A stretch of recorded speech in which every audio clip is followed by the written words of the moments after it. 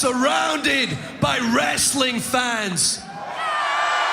Not sports entertainment fans.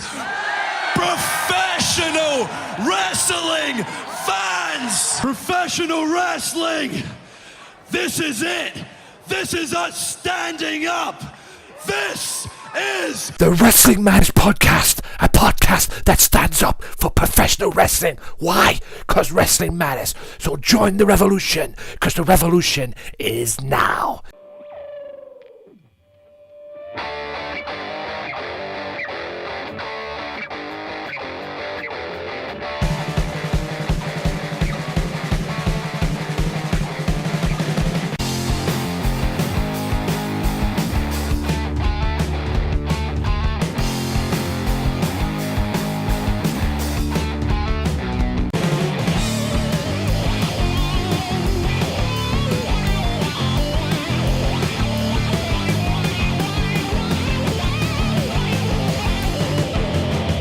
Ladies, gentlemen, and whoever else is listening to this, wrestling fans all over the world, welcome to another installment of the Wrestling Matters Podcast with me, that HD88 of the D. And this week we're going to talk Raw, we're going to talk Ring of Honor, we're going to talk Smackdown, we're going to talk NXT, we're going to talk all great professional wrestling, and TNA too. TNA's getting hot lately, which is what I like. And also we're going to talk about two things as well, involving two topics that I'm going to do, and I'm going to discuss that with my guests at this very much in time. That's right, I have guests on, ladies and gentlemen, like I said to you last week. I don't deny that. I don't lie to my fans. I get my guests on, and I'll deliver. And the two guys making their debuts on the show this week, we're going to kick off with the guy who hosts the Retro Roundtable with my good friend, Mr. Kenny Killer of Sunday Segway. It is the one and only Michael Cook. Hello. Welcome to the show. Oh, great to be here. Yes, debut indeed, and it will not be your last appearance on this show. I can guarantee you that. Speaking of debuts, another guy who's making his debut on the show. Apparently, he's very opinionated about the professional wrestling world. And hell, that's what he told me on Twitter anyway, and hell, I like that. It is Mr. Billy Johnson. Hello! Welcome to the show, Billy. Thank you guys for coming on. Your debut's arrived. You finally made it onto the Wrestling Matters Podcast. Well, thanks for having me, Tony. Hashtag stand up for professional wrestling. Just got to get that out there. Too right. Right. We're going to talk Raw. We're going to get predictions for Extreme Rules, which was last Sunday, well, yesterday, as this is going out. But we're going to get the predictions. This is recorded on... I want to let the cat out of the bag, guys. This is recorded on April 21st, this part. So we're going to let the cat out of the bag right now. Extreme Rules predictions, Monday Night Raw. But there are two bits of topic before we get to them, guys, that I want to talk about. And you know what? Let's get this one out the way first. Because I'm sure you people have heard, last week I read on Facebook that WWE have banned the curb stomp. And this is the part where I quit my life, so to speak, as a wrestling fan. Seriously. I mean, how PG can you frigging get, WWE? I mean, come on. Apparently the reason why they banned the curb stomp is because, it shows too much of a head injury kind of thing, or whatever that bullshit that I read was. Seriously? I mean, what the fuck what are you going to give the world champion now as a finishing move? That's what I'd like to know. I mean, there was an example of that on Raw last week when that stupid DDT thing that he came up with. I mean, what the hell? You could see it now on Twitter. Hashtag bring back the curb stomp. You know what's going to happen. Anyway, what do you guys think of that? Whichever one of you wants to go first, take your pick. I'll say it's stupid to ban that, and Dolph Ziggler with that DDT he has seems worse. Yeah. I mean, James, before Billy gets his say and everything, James Belmont from Offshoot Radio, shout out to James, said this best. I posted this on Facebook, right, and he turned around and commented back and said, "Are you kidding me? Next they'll be banning the DDT." Yeah. You know? All the moves that they're banning is just going to end up just a show of promos and Exactly. test the strengths. Yeah, I mean, Billy, help me out here. Well, what can I say? You know, WWE have certainly cut back over the last decade on what talent are allowed to do and what they're not allowed to do in the ring, because they're so worried that due to concussions and everything else that goes on with head injuries, and they don't want to be seen to having another Chris Benoit on their hand. Yeah, I guess that's probably a good point. Thinking about it. Yeah, continue. Like, to be perfectly honest with you guys, you know, it's a very fun move, and it's over, and it's obviously going to cause a lot of ruckus among their fans. They're not going to like it, but I'm sure WWE is just putting the safety of its performers first, and I can't really hate on them for doing it, but I still would like to see the curb stomp every now and again. And plus, not only, it's like you said, not only is the move over, but it actually took, if this is, you know, if this makes sense in saying, in a way, it actually took the RKO to a new level. If you think about their match at WrestleMania. The way Randy hit that RKO to beat Seth at Mania. He sort of flipped him higher to get the RKO. Exactly. Yeah. He flipped him higher, comes down and RKO. So in a way, it actually helped put, because you know he was going to do the curb stomp, and like you said, he flipped him up in the air and then RKO'd him. But I mean, I could understand the one that they do the, I mean, I guess this whole batting thing started with the power driver. I couldn't understand that. But curb stomp, really? I mean, it's not. I mean, you're not exactly you're driving someone's head to the mat, but to do it safely, you turn your face to the side and basically just land on the cheek. Well, you can get your hands up as well. That tends to work as well. But you know, they're just obviously, because the WWE is now a publicly traded company, it can't be seen to letting its performers go out and nearly kill itself. So yeah.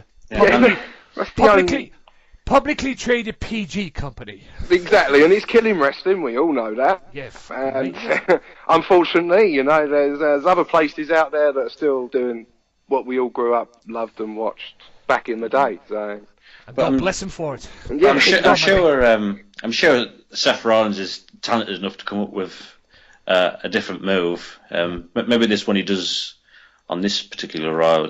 I don't know. It might take some more viewings to see it, to get used to it, but it might come up with someone else as well. Well, let's hope so. I mean, like you said, Rollins might be a pain in the ass at the time, at this moment in time as a heel. At least he is to me anyway, being the corporate bitch.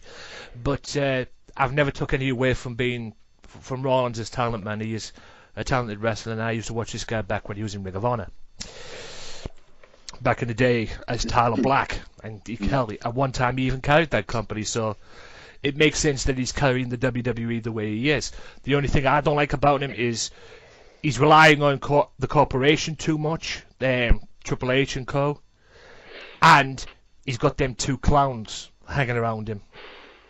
Jamie Noble, who is a talented wrestler in his own right, former Ring of Honor champion, and Joey Mercury, who unfortunately has not been relevant since the Straight Edge Society. Yeah. So true. I mean, don't get me wrong, he's a talented wrestler, but let's face it, when that went down the toilet, it basically ended his career, the poor bastard. But topic number 2, now we've got that one out the way, is our good friends at Sky. The whole reason that the WWE Network is existing, at least from what we got. Right, Sky Television. You buck up the pay-per-views, Royal Rumble, believe it was Fastlane in February, and WrestleMania. Now, both of them were $19.95. 20 quid. Right? And that's gone from their usual, $14.95 kind of thing. Extreme Rules was yesterday, as this is going out, on Sunday. That was on $14.95. Now, this could be two things. One, you've proven a point that you punished people for taking the network and boycotting you idiots. Or two, you might have done this because you bucked up 20 quid. You've used the 20 quid price for the Mayweather fight. I don't know. My honest opinion on this, you just proved yourselves that you were punishing people for going onto the network and doing what they were doing. Because let's face it, £10 a month, I've done the same thing. There you go. What do you guys think of that? Well, I'm not sure, because I think it's just maybe $14.95 just for the minor shows, because the one in February, I think that was free because of all the snowstorm thing where they showed the Raw Rumble on Raw. Yeah. I think they were just giving that on. I think it was on Sky One, I think, and Sky Sports for free. Well, I say free. You need a subscription, which annoyed the hell out of me. People saying, "Oh, we'll get it free." No, you got to have it to watch it. Yeah. But, you got to be willing to pay £60 odd a month to get Sky channels on there. But yeah, I mean, I can understand. I don't know why they did that. To be honest, it was Fastlane to put on the on Sky One, wasn't it? The Fastlane pay-per-view. I think it was because after the Raw Rumble, the Raw was cancelled, wasn't it? So they just showed basically the main two matches in its entirety. So I thought, well, those that have paid will be a bit pissed off. Yeah, I called that episode of Raw Rumble because that's all they showed. But the snowstorm and everything, that's all they showed. It was just basically, they could have just waited to put the Royal Rumble as part of Monday Night Raw itself that night. Took bits out and create a 2-hour show of it. Go on, Bill. Yeah, from what I heard, because WWE were running the free month in February, Sky decided to put it up for free on, obviously, through their service. Yeah. Now, they are entitled to do that at the end of the day. Obviously, because of the contract that's in place. But it's still, it surprises me that this WWE network hasn't been launched here in England as a subscription channel. You would have thought they would have, gone down that route, really, put it on the Sky already, like a Sky F1 or something like that. Yeah. Because people would still be willing to pay for their Sky subscriptions as well as the network on top of it. Yeah. If you put the Geo block on the Roku players and everything like that, but the WWE wanted to launch it quickly and Sky didn't want to launch it quickly, so there's obviously some sort of problem gone on there. We'll never know until much later on. Yeah, I mean that's exactly what I said. I mean, why didn't they just, take not necessarily the library stuff or the on-demand stuff that was on there, take the schedule. The streaming channel. The streaming, take that, put it onto like a network on Sky, and have people pay for that, and then have it on the actual network as well. But then have that with the content as well. You could put the Raw and the Smackdown on there as well, and I think wrestling fans would be willing to pay for it. But then you got to sort of think like, would they? You wouldn't have to pay for Sky Sports anymore. You'd only just have to pay for your basic, which is the Sky One, blah blah blah, and whatnot, and then you pay another £10 on top of that for the network. Yeah, just keep it at that. Keep it reasonable and simple. I mean, but that's the reason why the network was delayed so many months as it was. I mean, at one point they were going to release the WWE network exactly the same day as the ICW On Demand was born. Oh, that was a big cock up, wasn't it? Yeah, that was the reason. That was the reason I got the ICW On Demand. As soon as they cancelled at like 20 to 8 at night, I thought, damn it, I'm gonna screw this network. Yeah, that's what I said. I mean, if you go on to, like I say, if you're not a subscriber of ICW On Demand, you're a fucking idiot. I'm sorry, you're missing out big time. That's why you have to go. That's why you have to get and be a subscriber of ICW On Demand, because of Fear and Loathing, the night where Drew won the title, Mark Dallas dropped a little pipe bomb, which threatened, about what happened with the network and everything, and how they were going to release the network on the same day as ICW On Demand, and that wasn't until they pulled the plug on the next day. So, I mean... Well, it all worked out perfect for ICW, because they picked up all the disgruntled marks that wanted to get the WWE network, but Hello. At the end of the day, why didn't they just get a VPN? Yeah. That's how I was accessing the network from like July onwards, was via a VPN, and it all worked fine for me. So. I mean, after starting my new series, last week I started my new series of the podcast, my new podcast series, all about ICW.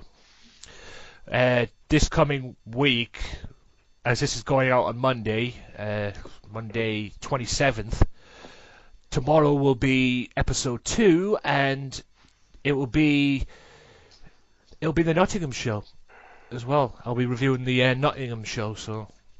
Like I said, the new series is out. It's a weekly episode. Fuck knows how long it's going to go, but...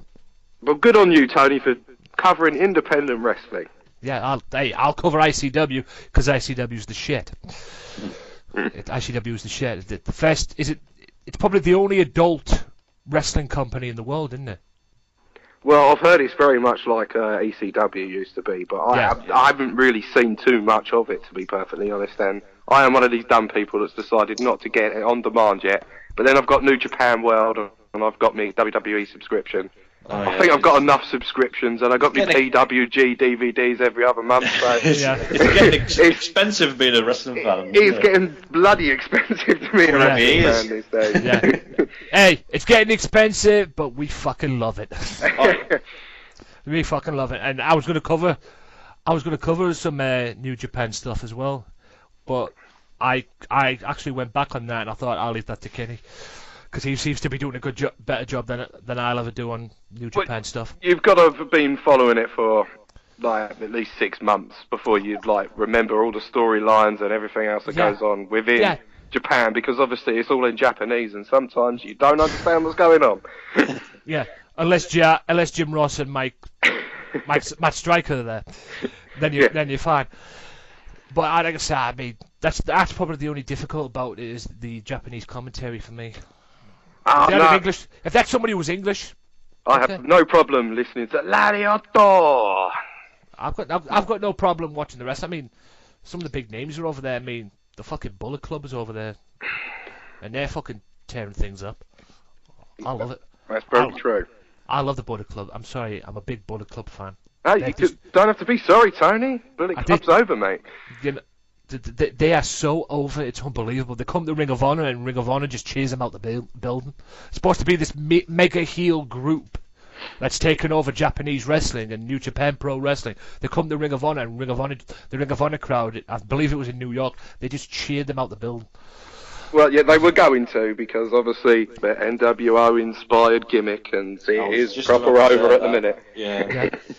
Yeah, they've combined a lot of gimmicks, to be fair, from what I've seen of them. I mean, you know, there's the Too Sweet, which was the Click and the NWO stuff.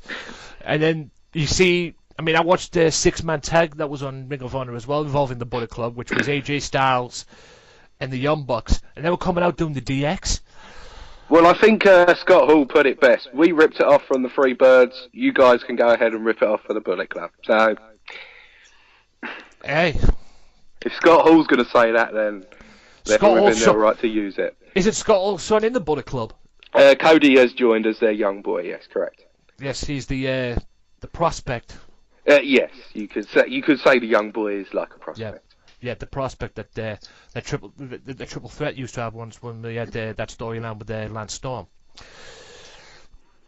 But the Bam Bam Bigelow left the triple threat originally, and then he came back, but as he left the triple threat, it turned out to be a storyline because they brought in Lance Storm as a prospect. Back in the day. This was back in ECW back in the day. Then, with the horrible little rat mullet tail. Yeah, and then the whole Bam Bam set up for the Bam Bam Bigelow Taz match at Living Dangerously, the fall through the ring match. Yeah. As it went in, which... How Taz survived that, I'll never know. Anyway... Moving on from that, it is now time for Raw. The Monday Night Raw show took place in Albany, New York, and it was the go-home show for Extreme Rules. Kicks off, Randy Orton comes out in his match, talks about his match in the steel cage with Seth Rollins, talks about what happened in Extreme Rules, and then obviously at some point you knew that Mr. Money in the Bank was going to come out. Orton also said that he was going to drop an RKO and guaranteed that he'll drop an RKO on Mr. Rollins by the end of the show. But before that, he was going to drop up an RKO on people, the first person he saw. On every stupid son of a bitch. Yeah. Orton had fruity language that week. Yeah. let's just say this. He basically, as we'll go throughout these talking points here, he basically just dropped an RKO on every freaking mid-card wrestler that was available that saw him. I mean, my favourite was Heath Slater, but I'll get to that later. But then, as we well know, he says that the RKO was not what he's well known for. He's also well known for other things. But he failed to mention the punt kick. My question to you guys is what you thought of the segment, and at Extreme Rules, would we see the punt kick? Was that set up for the fact that, wait a minute, if you're in the crowd thinking, or you're watching it on TV, you're thinking, wait a minute, he's not going to do the RKO. Maybe for one night only, we'll see the punt. Well, they certainly teased it, didn't they? Yeah. I think that's what they're getting at. They obviously teased quite a bit later on within the show, but obviously we'll get to that a bit later on. Yeah, it was a reasonably good segment, I suppose. Nothing special. Just set up the story of the night, isn't it? Just doing RKOs out of nowhere. Yeah. Yeah, RKO all night long, as we'll get to later. One thing I did notice, though, was the commentators. A heel JBL picked Randy Orton to win, and a face Booker T picked Seth Rollins. Now, I'm old school. A heel pick siding with the face. Just little things like that annoy me. It's ridiculous. Make your mind up, JBL. Are you a heel or a babyface? What about that guy, that guest who came on, Cook? The guest who came on, 2 guests came on a couple of weeks ago. I believe it was the week that Snoop Dogg came on. That guy came on who sat at the announce table with him. I don't know what his name was. I talked about this with the offshoot radio. He comes on. He talks about him on Facebook, bashes him on not Facebook, Twitter. He bashes him on Twitter and everything. Says he's got a clothesline from hell from him. The next minute he's sat at him. He's sucking his ass dry. He's kissing his ass. I'm like, for fuck's sake. I believe the gentleman that you're talking about is a presenter of basically like a financial report in the States. That's what he does, and JBL is pretty much heavily involved in all that stock market rubbish, isn't he? Yeah. Oh, yeah. Yeah. I think it was just like they were trying to work something between them, and I don't think it kind of panned out the way they wanted it to. Yeah, but it just proves my point of what I'm saying. What Cookie's just said there about JBL being a heel, and I use that term loosely. Oh yeah, I'm commentator. I mean, I'm certainly not disagreeing with you guys because there's no psychology to it, and that's where it all goes wrong because there is no wrestling psychology in WWE. Is there? No, there's no wrestling psychology at the announce table, especially for JBL. And we all know who that's coming from Vinnie Mac. So. Fuck's sake! Exactly. I mean, this what pulls my hair out each and every week, and this is why sometimes I watch Raw with the mute button on. Mine's the fast forward button normally. No, sometimes I watch Raw with the mute button on just so I can't hear JBL and his retardedness. I mean, don't get me wrong, JBL. I mean, you should have heard what Michael Cole did it later on, but we'll get to that in a minute. The first match that kicked off Raw, which was Dean Ambrose, a guy who I actually feel sorry for, considering his run in WWE, and up until this point at least, he goes one-on-one with Luke Harper. Now, the match ended in a no contest. I think it turned out to a point later on that this obviously was a fight from start to finish.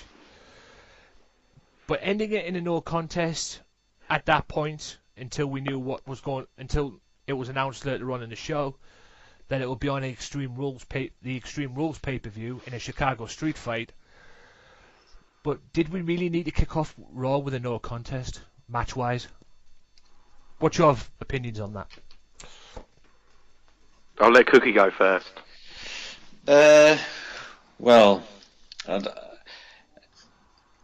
think that I don't know really. It's just set up the pay-per-view straight away, I suppose. But have a weird throw. He threw him off that stage, and he just landed on his feet and rolled, and it was just a weird end to that segment. He didn't chase after him. It seemed like that curtain was like some sort of shield that he couldn't get through. But yeah. Yeah, I think it's just like creative trying to get from point A to point B, and they didn't know how to do it, so they thought, fuck it, let's just do a non-contest. Yeah.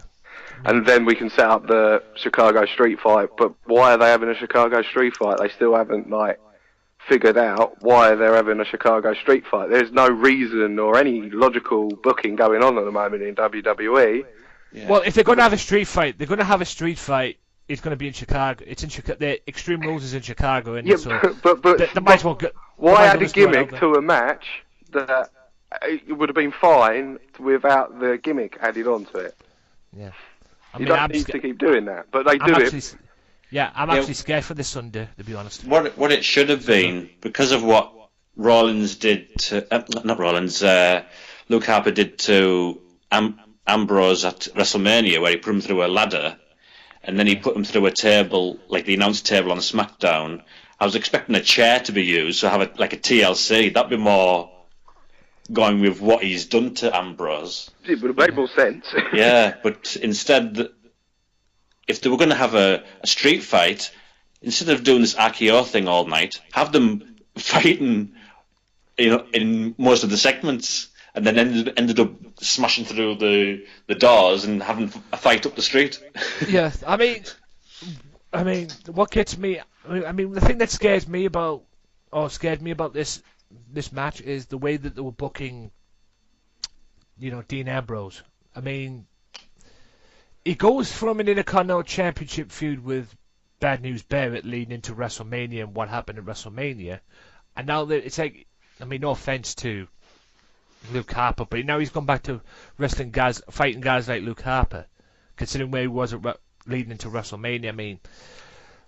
I mean, the worst thing that WWE have done with him is doing that 1993 ending to his match with Bray Wyatt.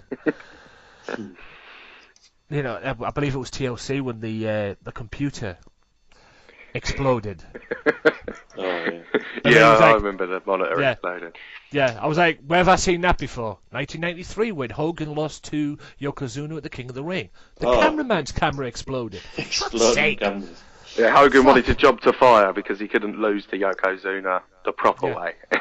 No, for fuck's sake. But like I said, I just hope they give Dean Ambrose a push. At the moment right now, it's like, what have you done for me lately? And I hate that because I love Dean Ambrose, but he hasn't had a signature victory in a feud, has he? Really, no. He lost the Wyatt feud. He lost the Rollins feud. Yeah. Despite the fact he kept on coming back at Rollins and everything, it still made no difference. Basically that made him look like he just wouldn't go away. Yeah. And made Rollins, in that feud at least, more superior. I'll just look at it like this. He isn't one of the chosen few to be put into the main event status in Vince's mind, so they're not going to go with it, and he's going to continue on the path that he's on, unfortunately. Oh, God. Yeah, he's a B+ player. That's how Vince feels about him in his mind. So, do you think it's time for him to turn heel? Well, Ambrose should have been heel originally, in my mind, to be perfect. Yeah, he probably should have been the one to break the Shield up, Yeah, because he's the lunatic fringe. It would have just made more sense. But like I said, babyface and heel. To be honest with you, in a way that's died, hasn't it, as of late? Yeah. But did you notice another JBL thing? He says he doesn't know how Ambrose was walking after all the stuff he'd done, and he's sitting right next to Cole, who'd just been F5'd by Brock Lesnar just like 2 or 3 weeks ago. And I thought, you can't believe Ambrose is walking. What about that Michael Cole? Just sitting there. Yeah, exactly. I mean, you're saying that, and then you've got Cole sat next to you who took an F5 and nearly had his neck broken, and you getting and not only that, you and Booker T getting squashed by the announce table, and you apparently are having emergency surgery that same week. The heaviest announce table of all time. They couldn't roll it back over. Oh God. If there is a God, I know it's too early to talk about this, but if there is a God in this world, please give a Slammy Award to Brock Lesnar just for that moment. That rampage, the Brock Lesnar rampage. That's what they'll be calling it. I mean, please just give him a friggin' Slammy for that moment. I'm sure they'll call it the OMG moment of the year or some bollocks like that. fucking was OMG moment. I didn't expect that from. Well, I expected a lot of things from Brock, but I didn't expect him to attack the announcers like that and everything. But it was fucking great, especially with Cole's F5 and everything. J&J Security is seen constantly looking backstage for Randy Orton before giving the okay to Seth Rollins. Titus O'Neil walks up to them, barking, and Rollins almost jumps out of his skin. The primetime players walk off. Stagehand is seen laughing, Rollins intimidates him, yada yada yada, and then Triple H shows up and they talk about the situation with Kane the week before when he was supposed to face Dolph Ziggler and Kane got involved and everything, and he convinced Kane to join to lay down. Basically all that stuff and everything, and he says Triple H says he's been busy away with Tough Enough, but more on Tough Enough later. The Lucha Dragons, probably you could say the newest members to the WWE main roster, go for their match with the New Day, and that leads on to the New Day, and the New Day match with the Lucha Dragons, number one contenders match. The winner gets a shot at the tag team champions on the kickoff show. More on that later. And what did you guys think of the match? Because it was a good match. I love the Lucha Dragons. I've always loved them since I first saw them in NXT. But I don't know about you, but this New Day sucks chant is funny as fuck. What do you guys think of the segment? I thought it was an okay match. I liked Sin Cara and Kalisto's double moonsault. Sort of like I thought they were going to win because Kid and Cesaro are a heel tag team, and I just don't think two heels working in a match is going to work. Maybe Kid and Cesaro might get the cheers, obviously. Yeah. The pick aside. Will. If you ask me, I call them the perfect team. And if you ask me, not to take anything away from Macho Man and Mr. Perfect, going back to the Survivor Series thing that we did, Mr. Cook. Yeah. But I call them the perfect team, and if you ask me, I believe they're over. Cesaro. The guy's. Why that guy hasn't had a friggin' proper title shot run at the World Championship is beyond me. And Tyson Kidd is probably talented than half the WWE roster combined. Go on, Bill. Well, yeah, I just look at it like it's not one of Vince's choices acts that he's decided to push. And he's obviously just going with the act that he created in the New Day, and he wants them to go up against the tag team champions for whatever reason. Because he feels that they're over, doesn't he? Because people are chanting New Day sucks. Now, if people are just sitting on their hands and doing nothing, then then obviously they wouldn't get this push. So. Oh my God! If Vince is sitting there looking at a New Day match and thinking, "Oh my God, they're over," when the crowd are chanting "New Day sucks," but that's what he's thinking, though, because that's the old wrestling promoter's mentality of they're reacting. Listen to the crowd. Yeah, exactly. What a heel tag team! Wow. Yeah. He probably feels like he's on commentary again. He's probably thinking, well, he's probably just thinking like that. That's his mentality, and us all being long-term wrestling fans, we all know what he's like. So yeah, you're out of touch. I think I'm out of time. Been out of touch for a long time, in my opinion, but that's just my opinion.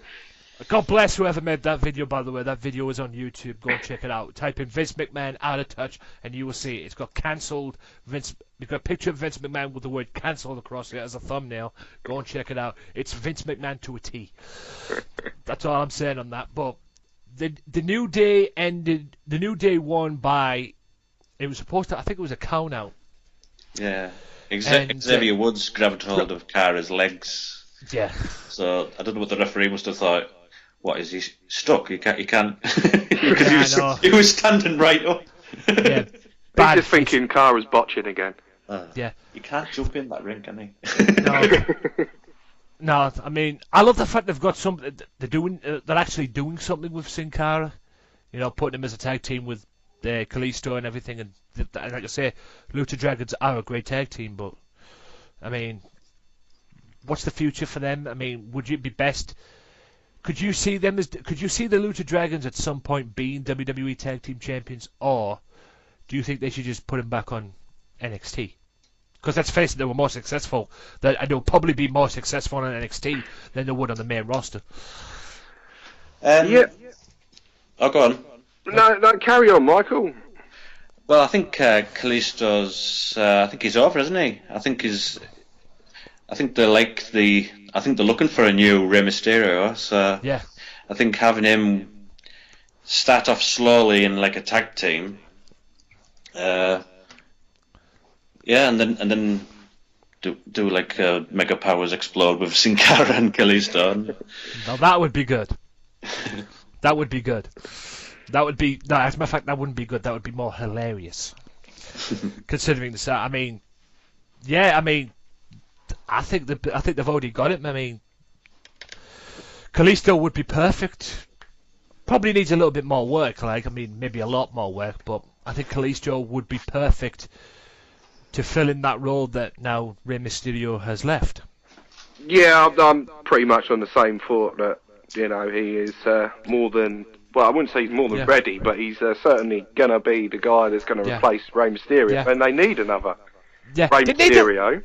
Didn't they do that with Sin Cara at one point? Yes, the original Mystico was brought in to replace, obviously, Rey Mysterio in the long run, but then we all know what happened there, because he just wasn't used to the American style. He's Lucha Libre, it's a bit different to WWE. Breaks his leg running. Yeah, all that sort of stuff. He had a lot of bad luck, and I honestly feel that gimmick is cursed. I really do. Yeah, my God, who's the new guy? That's Sin Cara now. It's Hunico. Yeah. At least I've got something to do with that guy. Anyway, moving on. Now I want to bring something up. The commentators hard sell the WWE Network like they always fucking do each and every week. I mean, there'd be best stuff that's coming out. The way they promote the WWE Network each and every week, there'd be best stuff that's coming out with t-shirts saying WWE Network. Or coming out with banners across them saying, "Hi, join the WWE Network," because that drives me insane. I mean, don't get me wrong, go for the WWE Network because there's a lot of quality old stuff on there, but I'm bored with it promoting and everything. Now, you talk about botches and with JBL's botch. Cole's sitting there trying to promote, I believe it was this bit here when he was promoting what happened with Cena. It was something to do with last week on SmackDown.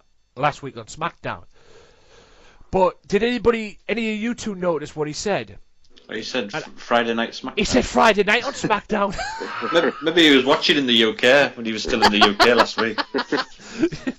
I tweeted out on Twitter, Michael Cole, let's go back to last Friday night on SmackDown. Wrong, it's Thursday, but don't worry, Cole. Don't worry, Cole. We'll let you off. You're still feeling the effects of the Brock Lesnar beating. Clear as day right there, so that's okay. That's okay. See, they could cover for him by saying it was because of the Brock Lesnar beating. He suffered a really bad concussion, and that's why he slipped up. That's what it probably was. Did he suffer concussion? No, he didn't suffer concussion, but I'm just like saying, if he could play it off, couldn't they? As he was suffering a concussion, and that's why he botched that. But then, I think JBL's the one with the concussion, if you ask me. He was so distraught, he didn't know what day it was. But it was just hilarious. I mean, anytime the announce team botches anything, it just makes me laugh. It really does. Especially JBL. I mean, mind you, he botches everything. Now, obviously they were promoting the chain match at Extreme Rules for the US Championship. More on the US title later on. And then they showed photos of Big Show choke slamming Roman Reigns last week on top of a cab, which was fucking brutal.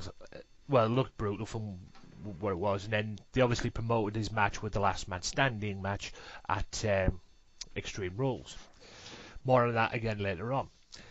Curtis Axel goes one-on-one with Fandango. Now, is it me or is Fandango being round in circles? He comes in with some Array Fest off, and then his theme song gets over, you know, that one, and he does his Fandango thing and everything, and then he dumps some Array. WWE don't know what to do with him. They take him away, repackage him. He comes back as a salsa Fandango with Rosa Mendez, and now he's gone back to his old roots again. And this time he embraces the audience doing the chant thing. I mean, do WWE know what to do with people? I mean, no. This tells me they haven't got a clue to do. They haven't got a clue. They know what to do with Fandango, Johnny Curtis, to you and I. I mean, they were 2 years too late of turning him face, because that song, I think it did well in iTunes, on iTunes and everything. It did? I got it. And night after WrestleMania, when you saw folk in the crowd doing that pointing the hand thing, and now he does it, I thought he should have been doing that like then. But I think the time's passed now, and I don't know, it's just going to be one of those baby faces that just ends up losing every week, ends up on Superstars, and then he'll be on TNA as Curtis Dango or something like that. Yeah. There seems to be no upward mobility for any of the characters at the minute, and Fandango, unfortunately, has gone back 2 years, and we're just supposed to not remember that he was a salsa dancer a couple of months ago, and now he's just back to being Fandango again. So. Yeah. And look where she's gone now, Rosa Mendez. Oh, shit. Adam Rose. Still in a salsa gear. Yeah, still in her salsa gear. Now she's gone. Now she's probably going to be a member of the Adam Rose's Lemon Crew or whatever they're called. I mean, talk about being on the rebound. Bloody hell. I'm with Fandango. I used to dance in salsa with Fandango every week. Now he's dumped me. Oh yeah, I'll just go and join Adam Rose. Fuck off. Well, they're definitely not going to put us back in the ring. That's for sure. They're not going to make us sit through all of that again. Definitely not. But did you guys like Curtis Axel's dancing before the match? But Curtis stole the show for me, as always, and he's my boy, I like Curtis. So. I thought when Fandango was smiling at him, dancing like that, I thought, former tag team Fandango and Curtis Axel, like, Fandaxel. Or... Oh my God. There you go. We're just giving them a free idea. Exactly. WWE's probably listening to this right now. I don't think they do anyway, but if WWE was listening to this right now thinking, oh, there you go, Fandaxel, okay. Yeah. Fuck's sake. Oh, boy. But, I mean, Curtis Axel, I mean, obviously he's this way now, Curtis, because apparently he flopped as Intercontinental Champion, didn't he? Didn't turn out to be what he was.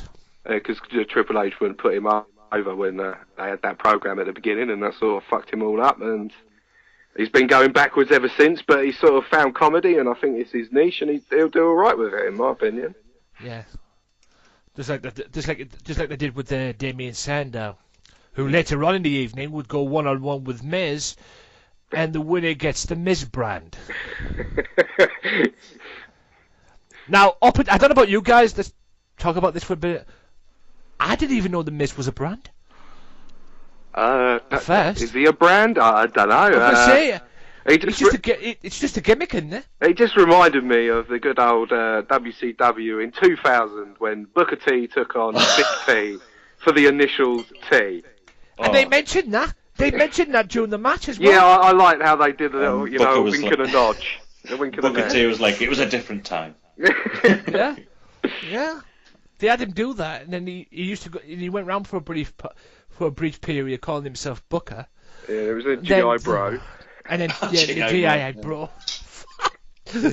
Oh God. So Mizdow could now basically be GI Miz, couldn't he? Oh no, GI Dow. Oh, there you go. See, now we've given them more ideas now. Oh. So he needs to form a Misfits in action. Well, at the moment, right now, it wouldn't be surprising because he is a bit of a misfit, Mizdow, isn't he? Or Sandow, or whatever he's calling himself now.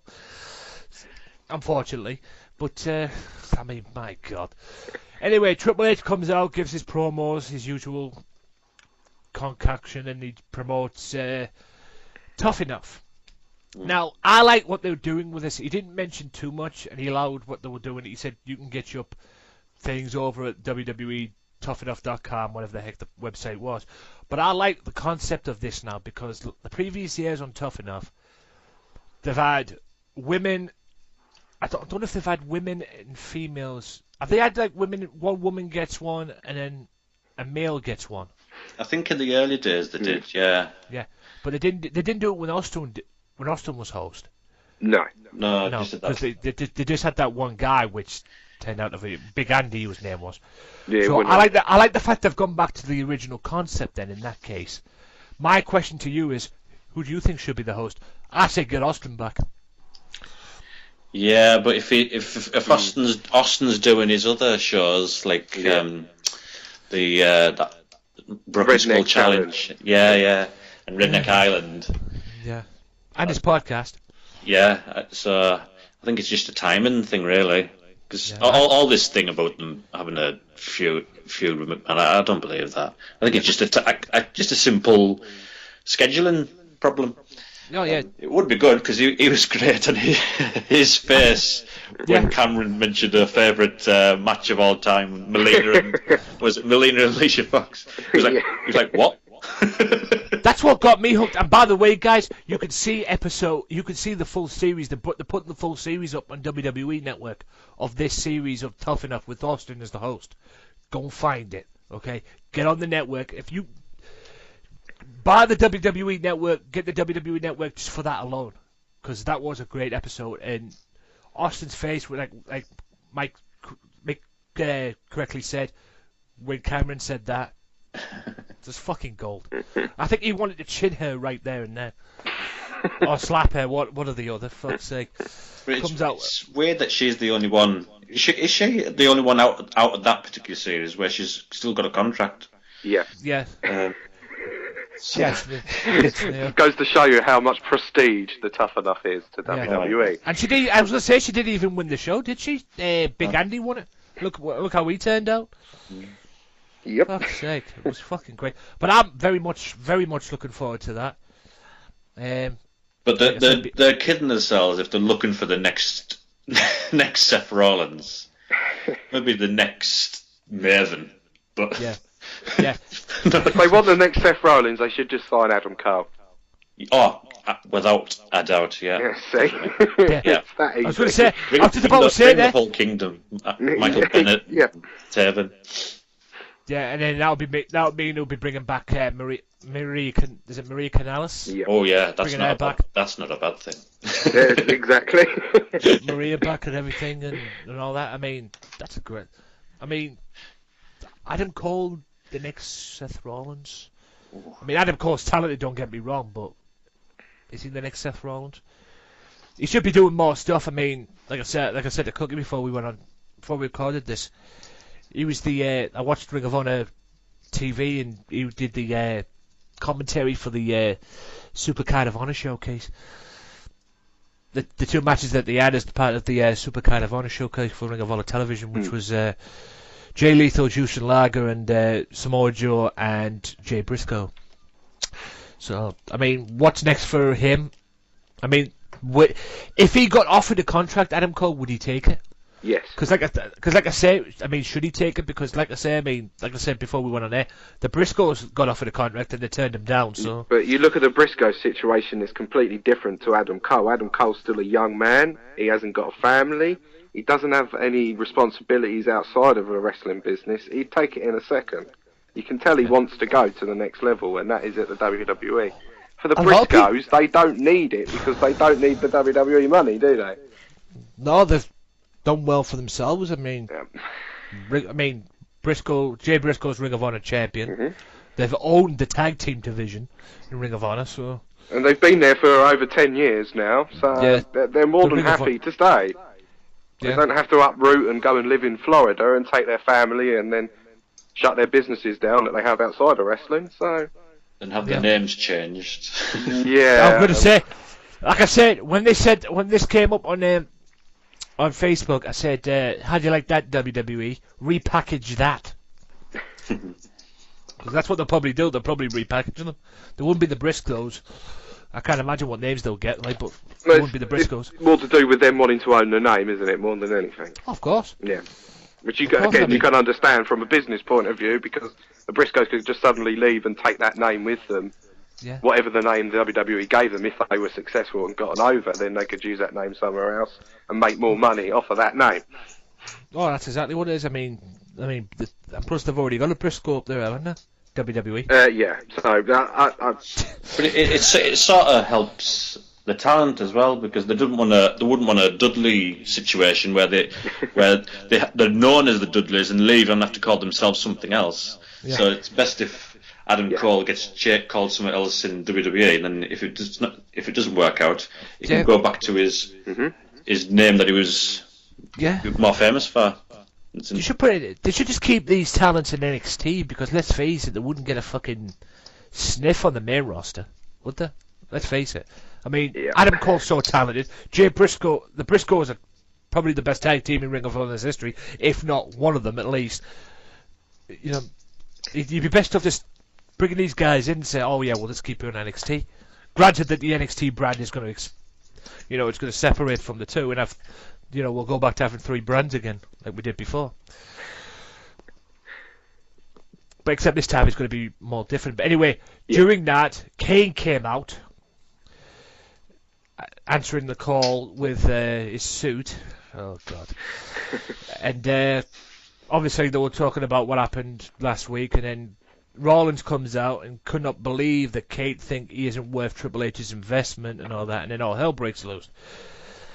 Can you see a match at some point between these two, or can you see like a babyface turn for Kane? And Kane breaking away from the Authority? I think Kane did a good job of getting us sort of behind him by saying that he was the reason you're the champion, and I could have made Ambrose the champion or El Torito. But they've got like pay-per-views to fill before SummerSlam, so maybe they put Kane in one of them. Hopefully like a triple threat match, maybe, because I can't imagine. Well, for starters, Kane and Big Show should just quit. Yeah. But if they're gonna stay, do it that way. Yeah. Because they've been with WWE for so long, I can see Vince thinking, "Oh, you know what? That Kane versus Seth Rollins would draw at the next pay-per-view." Well, they're not called pay-per-views anymore, are they? They're network specials now, so.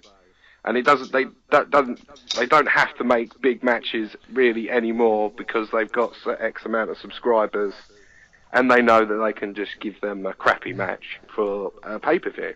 Yeah. Please retire. You should have retired a long time ago, both of them. Oh yeah. I prefer Kane. If I had to pick the two, I would probably prefer Kane, because Mike Rodriguez does like Big Show, and considering, I mean, if they were going to put the Andrew the Giant Memorial Battle Royal winning thing on somebody, they should have done it on Big Show last year. The first time they did it around, because it was more Andrew the Giant, who's more like Andrew the Giant, Big Show.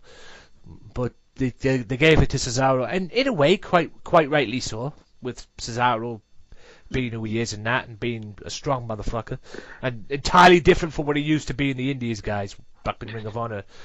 Claudio Castagnoli and that, and he's entirely different to what he was back then. This money holding. Yeah, but I thought they should have given Big Show the win that time, and maybe give Cesaro the win this time around, but hey, this is WWE we're talking about. No WWE long-term logic. booking. Nah. Unfortunately, they just think about what's hot now. Okay, let's do it that way, and then they have no follow-up plan on anything these days. Yeah, no long-term booking, Nope. no short-term. Exactly. Right, Naomi makes her way to the ring to face. And by the way, before that, Triple H and Kane were arguing backstage with Seth Rollins and all that. Triple H walks up, and then Triple H has the audacity to turn around and goes, Kane's not hellfire and brimstone anymore, he's corporate, yada yada yada. Kane turns around and goes, yes I am, and I'll prove it. More on that later on. And then Naomi's walking up backstage, not smiling or dancing. Pre-tape promo shows Naomi attacking Paige in England. And just because she does that, all of a sudden gets a title shot. You know? Yeah, made no sense. No, it doesn't. The whole thing doesn't make any sense. It really doesn't. I completely agree with you on that, Tony. Oh, fucks. I mean, anyway, she went out and faced Brie and beat her. And she's a heel, right? And she was actually being a babyface in this show. Yeah. Can I just say, I mean, I know I'm going to probably waste my time asking this, but what did you guys think of the match? Shit. Exactly. Enough said. Yeah, I can't expand on that. It was shit. The crowd didn't know what to make of it. Naomi's just turned heel, so you're supposed to hate Naomi. Brie Exactly. Bella's, well, a Bella, so you're supposed to hate her, but having, like, face tendencies in the match, but we don't like her. So we weren't, nobody was sure what to do. Yeah. And Naomi's facing Nikki, who's a heel. At the pay-per-view, it's not going to work. No, it doesn't. Why turn in the first place? Is Vince Russo booking this product or what? Oh, God. Someone's booking it, and someone's got their head so far up their own fucking ass. I'll tell you. I mean, that's like. I mean, Cookie said it best. Shit. That's all you can say. Which is a shame, because if it was Naomi as a babyface, I'd get behind it more, because I think she's a good wrestler. But if Vince doesn't think it matters or not, but two heels facing each other is the biggest load of shit I've ever seen. They've got two matches at the thing with two heels. Yeah, two heels facing each other. I mean, Oh, dear. oh my The crowd's brain. not going to know how to react, like Cookie said. I can't. To be honest with you, I'll watch the pay-per-view just for that, because I think the crowd will have a field day. Oh, they're gonna shit on them, right? No, it'd be amazing they don't shit on the fucking pay-per-view, to be honest, considering. I mean, I know there's good matches on there and everything, but these two matches, oh god. If they sit there in silence, then it's not over in Vince's mind. So as long as they do that, then And Naomi will get punished for it, because yeah. I mean, Yeah. you're a heel. You should... It's not Vince's fault. It's always someone else's fault. Yeah. The best thing about this is, for the Chicago crowd at least they know what the bathroom breaks are. I'm sure we're going to get a lot of CM Punk chants, which don't even get me started on. But there you go. Yeah. Yeah. Either that or UFC chants. Anyway, the Rosebud are sitting backstage at catering. This is my favourite bit of the whole fucking thing. And by the way, going back, after that match with New Day, I forgot to mention, New Day is celebrating in the ring, and the Viper shows up and drops Xavier Woods and Kofi Kingston. And just when you got a little tease of him wanting, because he wanted to fight Big E doing something that I never actually thought he'd do, backed away. But that leads to this, because this was fucking funny as fuck. John Cena, it announced that John Cena would do his open challenge for the US title, which is perfect. More on that in a minute. He comes out, And then Heath Slater is sitting backstage with Eric Rowan in catering, running his mouth, saying that he was going to go and challenge John Cena for the US title and become the new United States champion. Eric Rowan, with his sheep mask on, decides, I've had enough of you, idiot, and just walks off. Leaves his salad. Leaves his salad and everything. Slater gets up, kind of yells at Eric Rowan for walking off, turns round and sees a ghost. And the next minute he gets dropped through a table from an RKO. Yeah. And if only he had stood next to the table next to it that had a steel a steel frame on it, he wouldn't have got through that table. No, he wouldn't. I'm sorry, but that was fucking gold. That is Randy Orton at his blatant best. That's why I like Randy Orton. Stuff like that, fucking quality. Don't take away from Heath Slater. His facial expressions were priceless throughout of it. I think I'd have done the same thing if I was in Heath Slater's shoes. You take it around, you're shouting at Eric Rowan for walking off and everything, and you're having a go at him. Next minute you turn around and Orton's right in front of you. Yeah, but it's amazing he didn't shit his pants. I noticed when Randy Orton was when he just sort of like go to the next segment, and he's eating that crisp and all that, and then he turned around and there was this woman further up just marking out, running on the spot. I thought, it's on telly. Yeah. And correct me if I'm wrong, didn't a woman back off from Orton? I think as he was walking off, there was like a woman just like going, "Oh fuck that, I'm not getting it." It's fucking. Oh my god! Thank God. Randy Orton is great as a heel, but he's fucking gold as a babyface at times. But he just stunts like this. It's great. I mean, all these RKOs, it just reminded me of an episode of Raw's War where I think Austin was Stone Cold stunning everybody throughout the episode to get to somebody. I can't remember where it was. You have to get the Rikishi. Yeah. When he got run over. Yeah. I thought it was the Royal Rumble in '98, lead into the Royal Rumble '98, because lead into the Royal Rumble 1998 when Austin was a marked man. He was stunning everybody. He stunned the Godwins backstage. He stunned Rock and Shamrock. That's right. Yeah. He stunned Rock and Shamrock. He stunned the Godwins backstage. He stunned Mark Henry in the dressing room. Vader in the dressing room. He was just stunning everybody for fun. And I think there was a lot of people as well. At one time, going back to what you were saying, he even got right to censor at one point at that run as well. Yeah, I remember it vaguely when he came back. He was stunning everyone. He was on a mission to find out who run him over. Yeah, and he even got Mick Foley as well. It was the commissioner at that point. And the greatest footage probably in history, which was fucking gold, is when after Foley got stunned on Raw, Austin goes back up on the ramp. He's got a couple of beers in his hand, and he's cheering Mick Foley after he fucking stunned him in the ring, and then he sticks the middle finger up and just oh God, why do I love Austin? Yeah, why do I love Austin? Gordon Bennett, just Foley fought the law and the law won. Yeah, and the law was Stone Cold, by the way. Roman Reigns comes out and addresses his Big Show attack from last week and how he got chokeslammed on top of a taxi cab, and only to be interrupted by a guy who I despise more than everything, and I know I'm not the only one.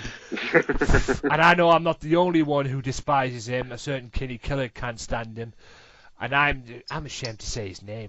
Bo You're not Bo Leave? Bo Dallas, yes. I believe he should fuck off. That's what I believe. I believe he should fuck off back to fucking NXT. Oh my God. He was definitely better over there, I like. Yes. Yeah. He had some sort of credibility back in NXT. And the last time I saw Bo Dallas, before this point at least, he got dropped by Sting on the network. And he comes out and basically does exactly what he did to Sting on the network, except this time he gets punched with a Superman punch by Roman Reigns, gets dropped, and then I believe at Extreme Rules he's going to bring the fight to the Big Show, and he will be the last man standing. And then to the Big Show, he turned around and Roman Reigns turned around and goes, "You can believe that." When he looked over at him when he changed it to Bowley, I thought, "Don't you do it? Don't you say it?" Because he shouldn't be saying it like that, should he? Because he's trying to be so much like The Rock, isn't he? And it's just not working. He needs to be a badass. Yes, Roman Reigns. Yeah. Yeah, that's what they should do with him. They should make him a badass. I mean, all right, considering his background and who his cousin's with, and that made it crystal clear that the Rumble, what they did with him at the Rumble, they should make him a badass. I thought, you talk about Dean Ambrose being a heel, maybe they should have turned him heel. Yes. Yeah. Considering the backlash that he got from that as well. And maybe there could have been somebody backstage as that was going on thinking. I always thought they could have turned him like they did The Rock, where he, the Die Rocky died bit and all that, and just have him be a cocky little shit like The Rock was back then. Yeah. Well, I would have just had him as the silent killer, killing everyone, and with a mouthpiece, because he can't speak quite clearly, and he's not confident enough to speak yet. Yeah. Until he is at that point in his career, then why even keep testing the waters? It just seems to me like they're trying, with Roman Reigns, to create a John Cena 2.0, and that's not going to work, because your audience has been turning against a John Cena for the last 10 years. So how is it going to work now? How is it going to get him over? It's not going to get him over, is it? Yeah. No. John Cena sucks. John Cena sucks. Fucking God. But yeah, I agree with what you're saying. I mean, this is what people probably don't like about Reigns, because he's been pushed to a point where he is like John Cena all over again. And don't get me wrong, I like John, but that's a different story for another day. Yeah. But like I said, they're pushing Roman Reigns to a point where it is more like John Cena all over again. And I mean, we all knew in the Shield, whether we wanted to admit this or not, yes, Dean Ambrose had talent, yes, Seth Rollins had talent, but we all knew that Roman Reigns was the breakout star in that shit. Because he looks like a Vince guy, really, doesn't he, at the end of the day? Yeah. And considering the background, I mean, as well, like thinking about it now, considering the background that he has, I mean, he's The Rock's cousin, if I'm correct. He's The Rock's member of The Rock's family. He's related to The Rock. And how did he get over The Rock? Being the leader of the Nation of Domination. So, there's a group connection there. But yeah, now they've got him out of that group. I think they're just pushing him to a point where he's going to turn into John Cena, and it's not going to look good for WWE that they've already got a John Cena there, but it's not going to look. I mean, all right, they might be considering the future, but it's just not going to work for Roman Reigns as gimmick-wise, at least, or the way he should be portrayed. Wow, that's a mouthful in itself. Dolph Ziggler is seen warming up backstage. He will be ready to face Seth Rollins later on. Sheamus makes his way to the ring as the commentators talk about his Kiss My Arse match with fucking... I'm done. Now, first ever Kiss Me Ass. Yeah, Kiss My Ass matches. Now, We've got to say it like Sheamus. Kiss Me Arse. Yeah, I was going to say, there was something like this before, wasn't there? Yes. Yeah, it was I thought, Billy Gunn and The Rock. Yeah, and I forgot about that one as well. I was thinking more with Austin. With Austin and Owen Hart, because if Austin hadn't beat Owen Hart in '97, the night he got dropped, and broke his neck.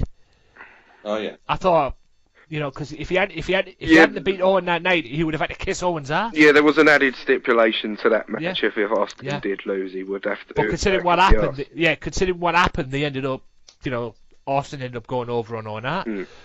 Considering what happened, but I mean, what the fuck does Sheamus look like? He looks like a fucking hen. But he's getting him heat, so he's obviously getting over to a certain extent. So he looks ridiculous. I mean, yeah, well, if you think he looks ridiculous, then it's getting him heat, isn't it? So he's doing what a heel should do. Either ridiculous or retarded, one or the other. I mean, for fuck's sake. I mean, Kenny, don't get me wrong, Kenny got his wish. I mean, there was all this wish about him being Sheamus being a heel. But I mean, I agree with the crowd, for Pete's sake. But he comes out and wrestles a match. Sheamus, building into his match with what's his name at the pay-per-view, Dolph Ziggler. And holy moly, we're in New York. Guess what that means? It's time for another episode of Zack Ryder. Fucking hell.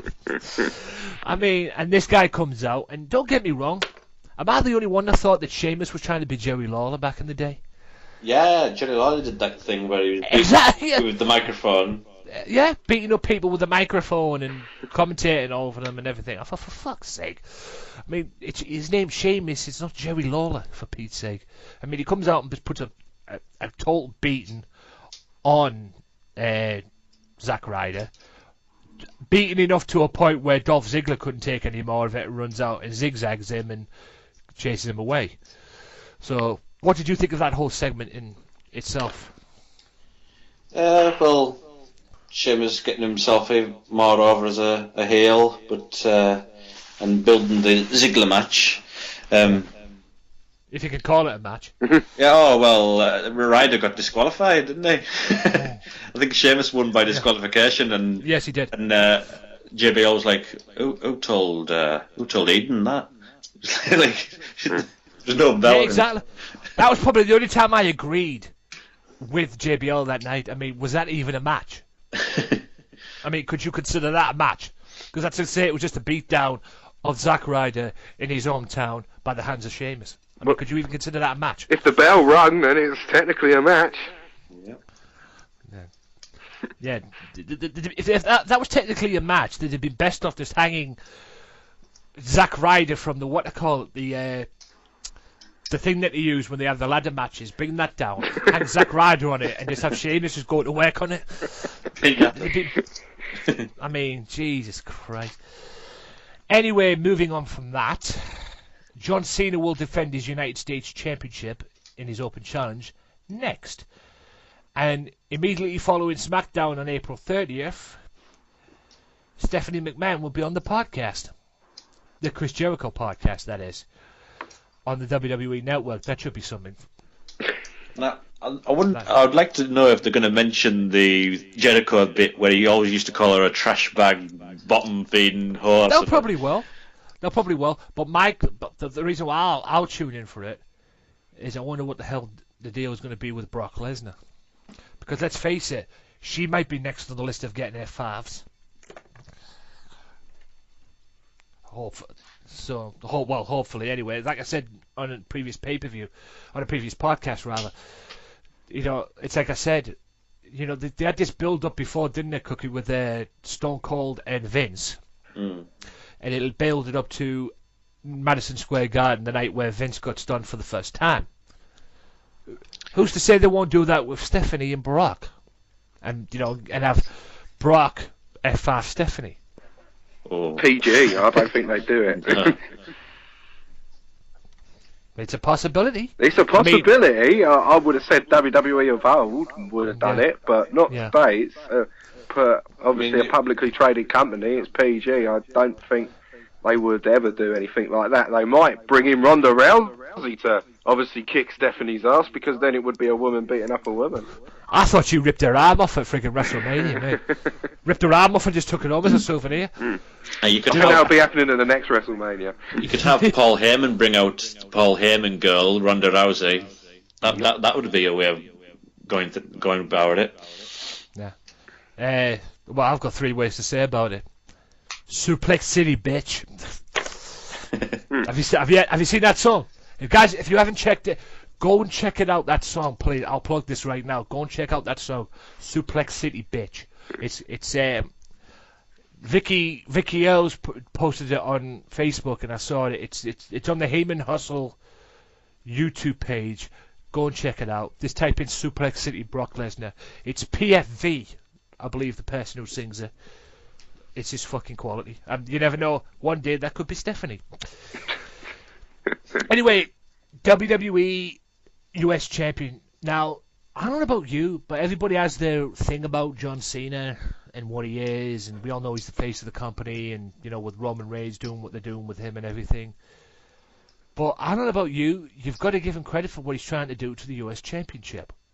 They're trying to bring credibility back to it.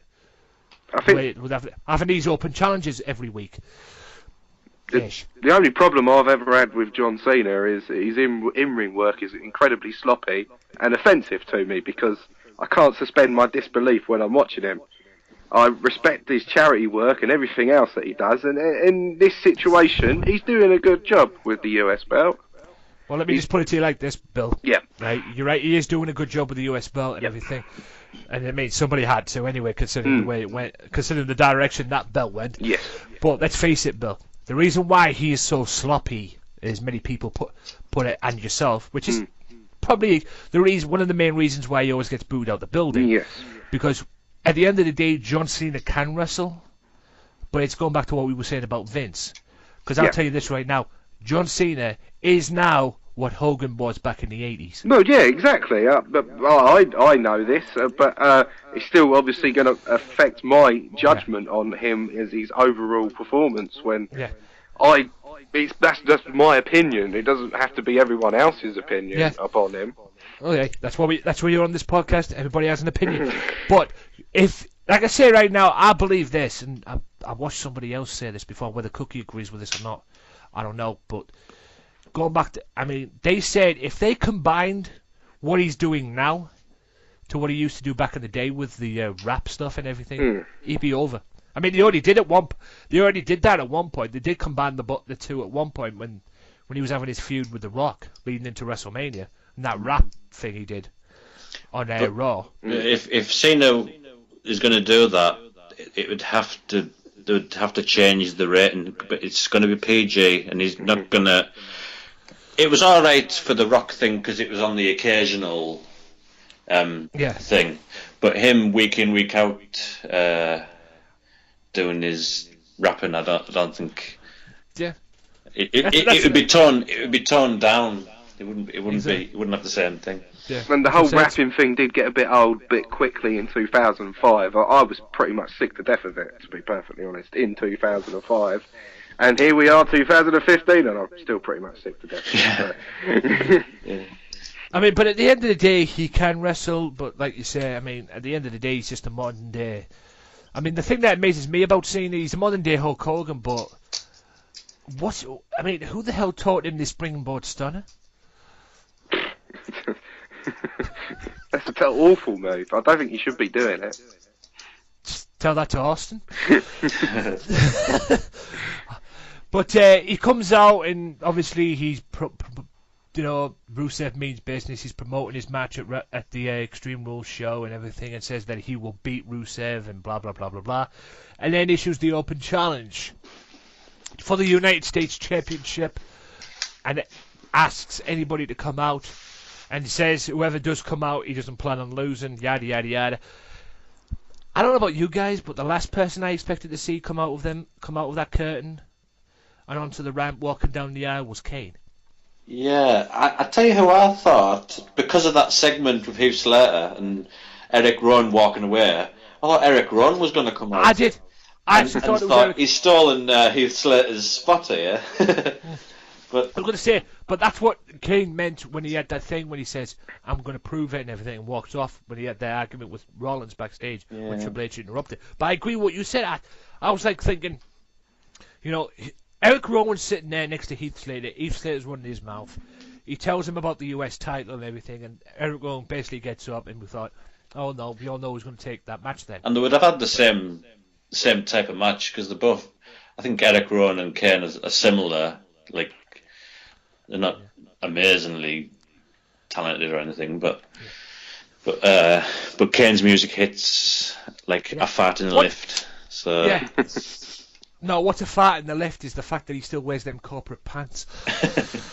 I mean, but what do you guys think of the match in general? Because I actually thought it was pretty good. I was in and out of it. I wasn't really into it because it's just Kane. I think it's just Kane and Big Show.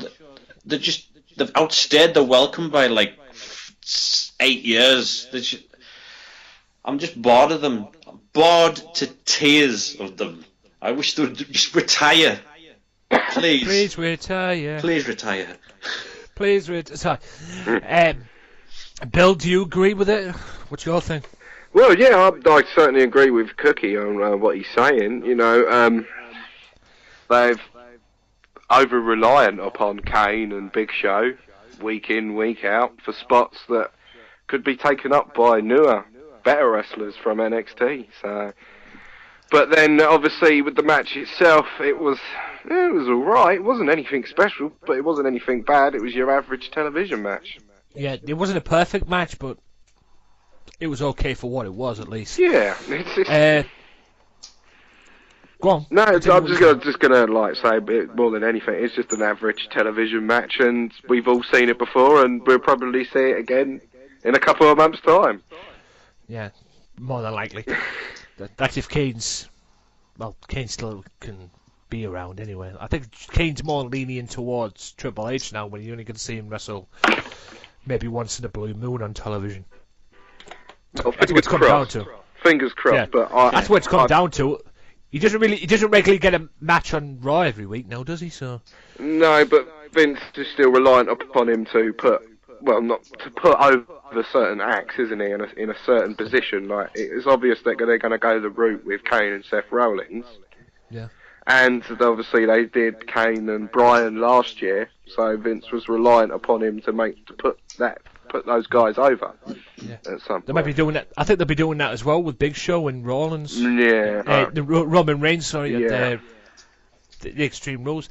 You know, use a Big Show to put Reigns over. Yes, and Because I'll tell you this right now: if Big Show wins that, it makes no sense. Makes no sense whatsoever. you're so right, Tony. It doesn't make any Yeah. sense. A Does lot not of this make any- product doesn't make sense. I think that's what we can take from this conversation. Did this product ever make sense? I think at the beginning of the year it started making more or less sense than it already did. For me, like personally, I zoned out during the summer, and I haven't really watched it unless someone says, "Can you review it? Come on my podcast." Blah blah blah. I'm more than happy to do that, but Yeah. I don't care from week to week for WWE. I get more excited about watching Ring of Honor or NXT. Oh, definitely. I mean, I'm more into Ring of Honor week to week, and I'll watch Raw because, well, you're just into that habit sort of thing. But I feel their pay-per-views, which they should be, but are way more. I would rather have the network really and just watch the pay-per-views. Where their TV is awful, but the pay-per-views have been good. Just the TV, I don't know. It's obviously the 3 hours is a major problem. Because they're having pay-per-view time for a TV show to build a pay-per-view. They've just got it all wrong. They should go back to the old ways of just having an hour and just having interviews. Because people just expect pay-per-view quality matches every week. And you ain't getting it. Yeah. That's the point of the pay-per-views. And that's why we get all these DQ finishes every week. Yeah. You do. I mean, you are correct in what you're saying about the network. There is a lot of great stuff on the network, including WCW Monday Nitro. Yes. As well. I mean, the only thing that downfall about that is I'm begging them to put 97 on once up. I'm begging them to put 98 and 99 on just to see where obviously it all went horribly wrong for them. Yeah, that's what I'm saying. 97 onwards. I want 97, 98, 99. I don't give a damn about 2000 or 2001 or what was left of it. I want 97. I want to see the Sting feud with the NWO. Yeah, same here, Tony. I've been waiting for it. That's all I want to see. Nothing else matters after that. Well, I'll probably still watch it anyway. But like I say, you need to do that. But the TV, in my opinion, the only thing that's saving WWE at this moment, or the only thing that's keeping them afloat at least, NXT. Well, yeah, like fans like us have all been saying it for months, years, that NXT is far superior to Raw. So it's the wrestling part of WWE, isn't it? Yeah. It's the wrestling show. It's them doing basically a big indie show. Yeah, and it's them basically doing what Raw and Smackdown can't do. Yeah, and that's book wrestling. Yeah. They do sports entertainment and NXT wrestling. World Wrestling Entertainment, and you know it's messed up when the wrestling of that is on NXT. Yep, I know. I mean, there was a good main event last week on Smackdown with the US title, the US champion and the Intercontinental champion going against the tag team champions. I thought that was good. But SmackDown, SmackDown's got to a point now where it's, what have you done for me lately? Well, I can't really comment on SmackDown because I don't watch it. I'll just put it like this. There's fake crowd noise and there's matches that don't matter, so why do I need to watch it? Yeah, I mean... And if you miss it, it'll be on Raw as well. Exactly. Yeah, I mean, at the end of the day, when has SmackDown ever been watchable? It hasn't been watchable for a while. 2012. For years now, has it? That's when I stopped watching, was 2012. Yeah, it hasn't been that watchable now for years now, has it? Which is a shame, because it used to be, at one point, it used to be a great show. I know 2002, it was amazing, but again, they've gone in a different direction to where... Brand extensions, I mean, apparently next year it's going to be moving to the USA Network. Hopefully it means that they'll make it more important, but then will it? Because they've still got 3 hours to fill on Monday, and then they've got to come up with another 2 on Thursday. Yeah. It's going to be difficult. WWE needs to do some changes for next year and do it quick. Yes.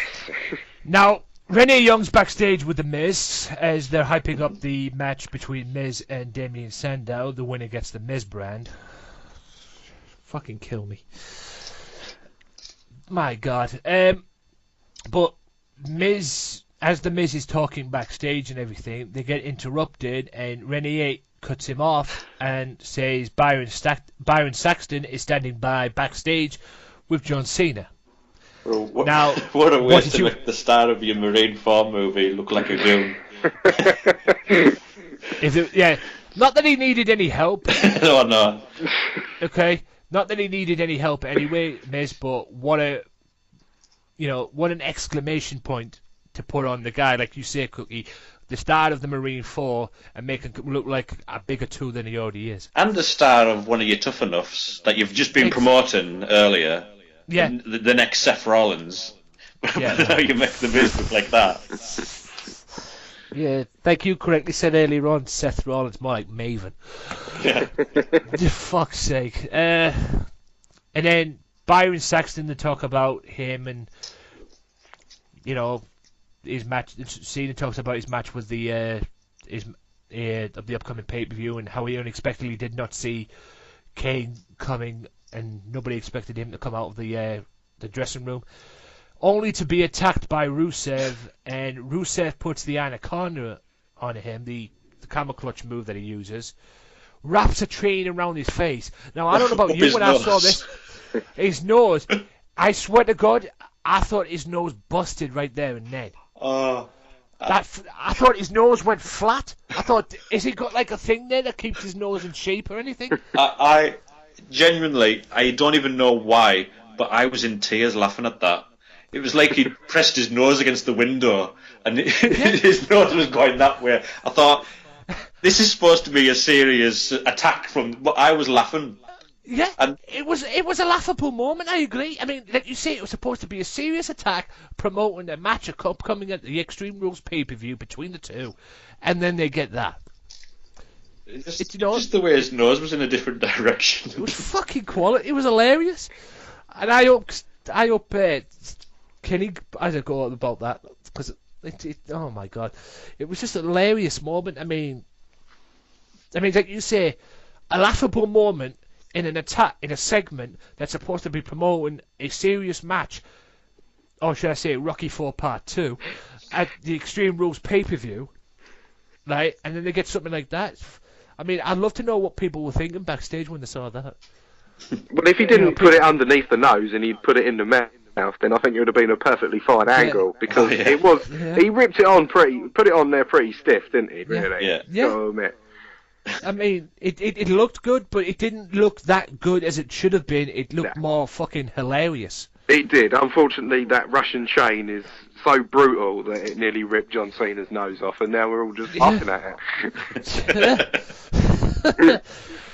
Speaking of laughable moments, let's go on to the winner receives the rights to the Miz brand.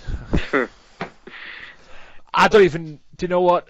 All I'm going to say is this: this was so predictable. This feud, it was just so predictable. I mean, the winner gets the Miz brand, and who is the Miz?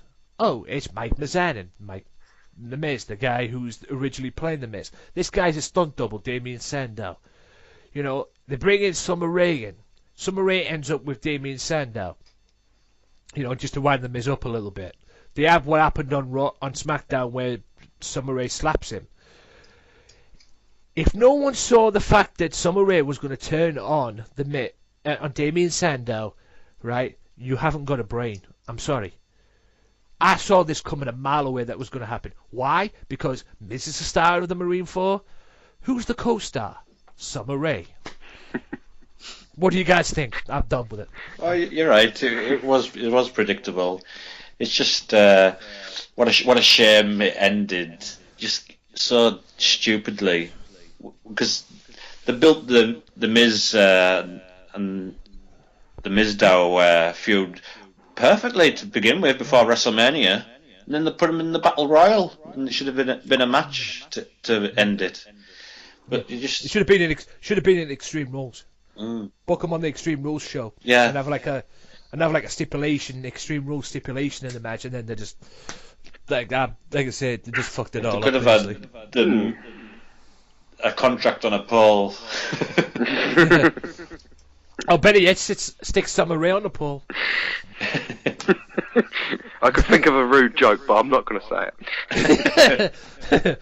But at the end of the day, they're not exactly going to give the Miz brand to Damien Sandow, and then that would probably mean WWE ripping the cover off the Marine 4 with the Miz on it and replacing it with Damien Sandow, which would be just fucking stupid. No, it would have been funnier than what they actually ended up doing, wouldn't it? Yeah, oh god. But, I mean, what a shit way, like you correctly say, Cookie, to end what would have been and what kind of was a great feud. Because they did like 6 months of good build, didn't they? Really? Exactly. And then they've just thrown it away in pointless television segments because they do 3 hours. They haven't got time to fill, so they think, oh, no one really cares about the Miz and Mizdow feud. Let's just throw them in a couple of matches together, and you're not going to get the eventual big payoff, which we should have been getting like this summer, really, in a big match between the two. Yeah, I would have loved to have seen a big match between the two, maybe at SummerSlam as well. I mean, yeah, it would have been perfectly fine if they had followed through, but they've just decided, well, we're going to hot shot it. Yep, that's the end of it. Good night. Yep. So sad. I mean, yeah, it is. It really is. I mean, that could have been something good out of it. And like you say, the build-up was there, just the finished product wasn't. Now, where are we going to this now?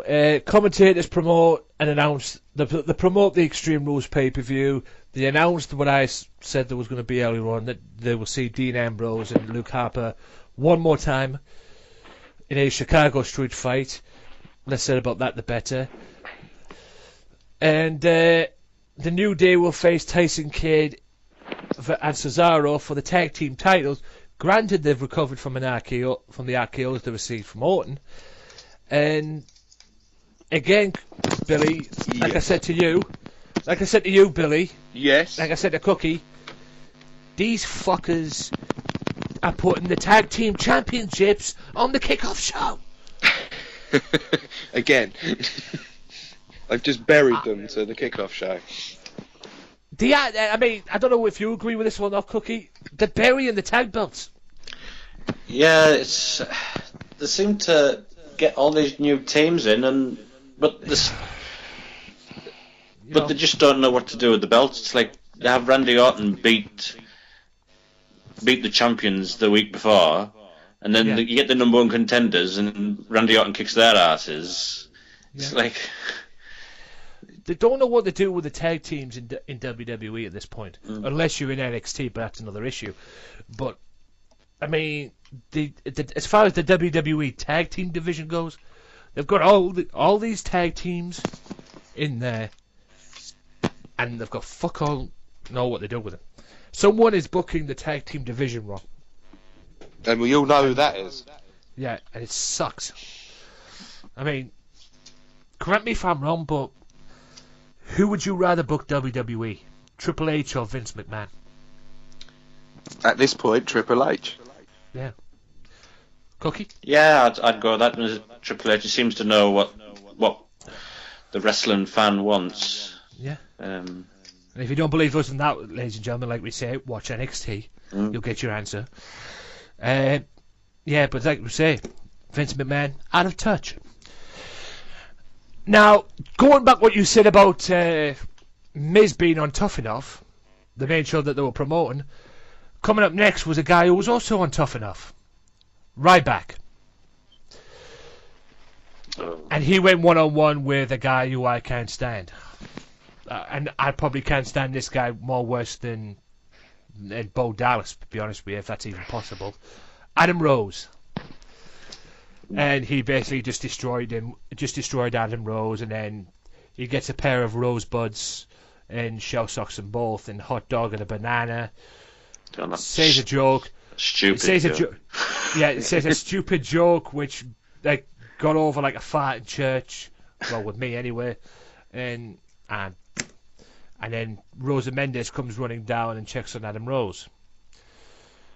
Again, talk about rebound. What did you? I mean, did you guys find it? Did you guys find that fun that Ryback basically destroyed? And what can you see the future for Ryback as well? Who's the future? It just seems like stuck in a rut at the moment. I don't know how you book him. It's one of those mysteries. Yeah. Yeah, they tried the Goldberg thing, didn't they? The Goldberg streak, that didn't work to a point. They turned him heel and have him form a tag team with Curtis Axel. That didn't work to what they wanted. Now they brought him back as a babyface again, and they still don't know what to do with him. I mean, the only time he's ever been relevant is when he had that match with Cena. You know, I mean, the series of matches, in fact. But I mean, I want them to put a belt. I want the WWE to put a belt on him. But the question is, what belt would be suitable for him at this stage of his career, anyway? That's the question. The hardcore title. Oh, I was just about to say, bring back the hardcore title. Yeah, that's the only thing you could do. That's the best part for it. I mean, you could fuck all else. Yeah. Well, he's going off into that feud with Bray Wyatt. Afterwards, if he comes out better from it, same with Bray Wyatt, they both need it at this present moment in time. Yeah. Don't they, really? Because they're both really sort of treading water, and you don't really know where they're going next. Yeah, the booked their and they booked him on SmackDown, and apparently they announced on SmackDown that he would face, is it Rusev on SmackDown? So he's going to get jobbed out then in 30 seconds. Yeah. So it's pretty pointless in doing the Bray Wyatt thing, isn't it, really? They have Adam Rose job out to him on Raw, and then on SmackDown he's going to do the JOB to Rusev. Sick. More on that SmackDown stuff later on. For fuck's sake. Kane is walking backstage, and apparently Jamie Noble tweeted on Twitter. She says it's been a rollercoaster night. Kane was named the gatekeeper for the match at Extreme Rules. What the fuck that means, I don't know. Or what the fuck that's about, I don't know. Nearly resigned from his position and lost to John Cena. She asked about a tweet, and he doesn't know what she's talking about. J&J Security tweeted that Kane should have denture cream and a box of D-pens. What the fuck that means, I don't know, and I don't think I want to know. Anyway, it pissed Kane off because Kane charges right into the office and demands to know what is going on. Seth apologizes. Rollins says this Randy Orton stuff is on the put him on the edge and all that.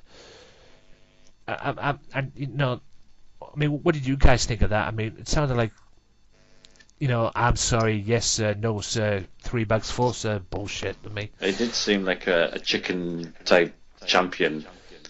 But wasn't it this tweet from Seth Rollins' phone or something? I think. Yes. I think it was an inside joke. Yeah. About the picture. Yeah. I think that's what they were hitting at. Yeah, that's what there probably was. I mean, it would probably been, and that's what I was thinking when they announced it. It would probably been Seth Rollins, suggesting they tweet this. The J&J Security would tweet this. It wouldn't surprise me. Speaking of Seth Rollins, it's main event time. Now, the match that should have been aired last week, which was Dolph Ziggler versus Seth Rollins with J&J Security. The match ended with Ziggler immediately super kicks him down for another near fall. Ziggler waits for him to get up. Sheamus runs in and distracts. Sheamus shouts at him before Rollins attacks him from behind.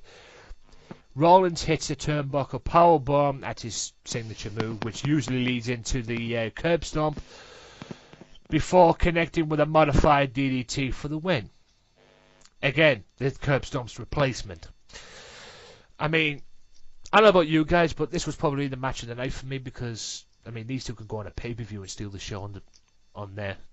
Granted that Rollins was without J&J Security, so what do you guys think of this main event? Yeah, a good match, but always a distraction finish. Nobody can just concentrate on the match. There's always somebody coming down and instantly get paranoid and think they're going to jump in the ring. Yeah, and then that's what led to Sheamus. But as it was after the match, my favourite part, well, one of my favourite parts of the Raw show, Rollins said he just did what he was doing or going to do. Rollins proved that he was the man. As for Randy Orton, a little Extreme Rules has a little RKO won't save him. Extreme Rules he'll prove once and for all. Triple H music cuts him off. Triple H comes down to ringside, yada yada yada, same old shit. And then Kane comes down looking pissed off. Again, Rollins ran his mouth off at him again. J&J Security go to stop Kane, and then Triple H gets in his way of stopping Kane from coming down. Rollins is calling for the cage to come down because the cage was there, bringing the cage down to stop Kane from coming in and, having the cage protect him. But as that was happening, it looked like Kane was going to go to the ring and basically climb over the cage. But he seemed to have backed off a little bit, and then when Rollins turned round, his Extreme Rules opponent was waiting for him, Randy Orton. And then the chase was on. They chased him around the ring. Rollins looking to climb out the ring. Orton grabs his leg. He's on top rope as he's about to climb out the cage. Orton grabs his leg, sweeps him off. RKO. Guaranteed, promise, delivered. What did you think of that? Because that was fucking awesome. Good end to the story of the night of Orton promising that he'll get out all his RKOs out the way before his match on Sunday. Yeah. About it, Bill? Yeah, well, obviously, I think they did a good job with the last segment. The match as well between Seth Rollins and Dolph Ziggler was good. So, actually, overall, I kind of enjoyed the ending to Raw, and I think they've done a good setup with the little tease with Kane and Rollins, and we don't really know what's going to happen there. I've got a feeling this is all a predictable setup. Like Kane's gonna whoever comes towards him, because he's the gatekeeper, of Ghostbusters, and he's gonna just let them through, and there's gonna be like a 4-on-1 beatdown or something. Yeah, they could do a swerve turn. I think that's probably where it might end up. But you never know, do you? You never know. Until they've done the show, it's in the bag, we don't really know. Yeah. I'll discuss more about all that during the predictions. But before we go to the Raw ratings and the predictions, just one quick thing. Flashback to the Miz and Miz Down match for the brand thing. Miz is in the ring talking about, and again, this was one of my favourite moments of the night. Miz goes in the ring, he's talking after his match, he rubs it in the face and says, he is the Miz, and he is, turns round, RKO. Yeah. It was, I mean, I don't know about you, but... So fighting for the Miz brand is very, very important. But, yes. But it just leads to an RKO. Yeah, just leads to an RKO. You're a tough enough star. Yeah. Buried. The standout tough enough star. Well, from the original series at least, back when Al Snow was running it. But, I mean, I don't know about you, but Randy Orton was MVP of this show. That's all I'm saying on that. Definitely. It was all built around him. Yeah. Yeah. MVP, Randy Orton. Just like kind of back earlier on when Brock Lesnar was MVP, when he came out and warned Rollins leading into his match. I believe it was a triple threat match and everything, and it basically went MMA on Rollins, and then F5 to Big Show, F5 Kane, and then look for Rollins again. It was just great. Classic Lesnar, classic Orton. I mean, please, at some point, WWE, I want to see it. I want to see Randy Orton versus Brock Lesnar. Please make that happen. But with that being said, what are your ratings for this episode of Raw? I'll give it a TV 7 out of 10.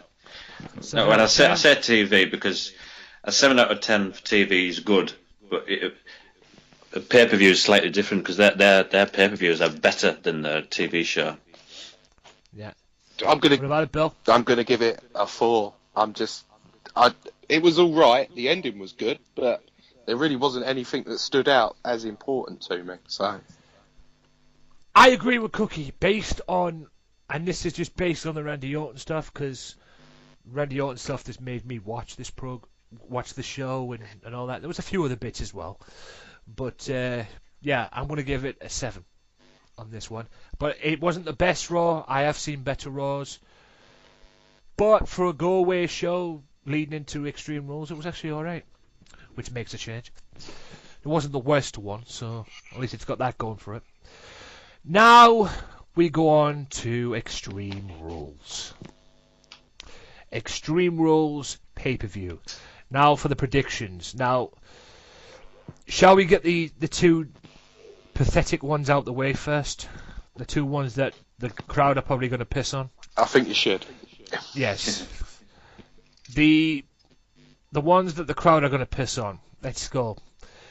Divas match. Nikki Bella versus Naomi. My prediction, Nikki Bella. What's yours? I'll go, just because she's a new heel, Naomi. Okay. Yeah, I was gonna say the same thing. Go with Naomi. I think it's probably her time to win the title or get that caretaker run or whatever. Maybe she could drop it. Maybe it could be a drop to Paige. I think they're building Paige to win it at some point. I just don't know. It's just a case of when, but you never know. Naomi versus Paige. Hey, thinking about it, it might be a perfect feud to go into. You know, Naomi is the champion. Perfect feud to go into. You know, she attacks Paige after winning the Battle Royal in England. Yeah, I'll go with that. And that's if it ends like that, then fine. But I mean, we all know who Nikki Bella is, right? You know, she's the Divas champion now, but we all know who she's going out with.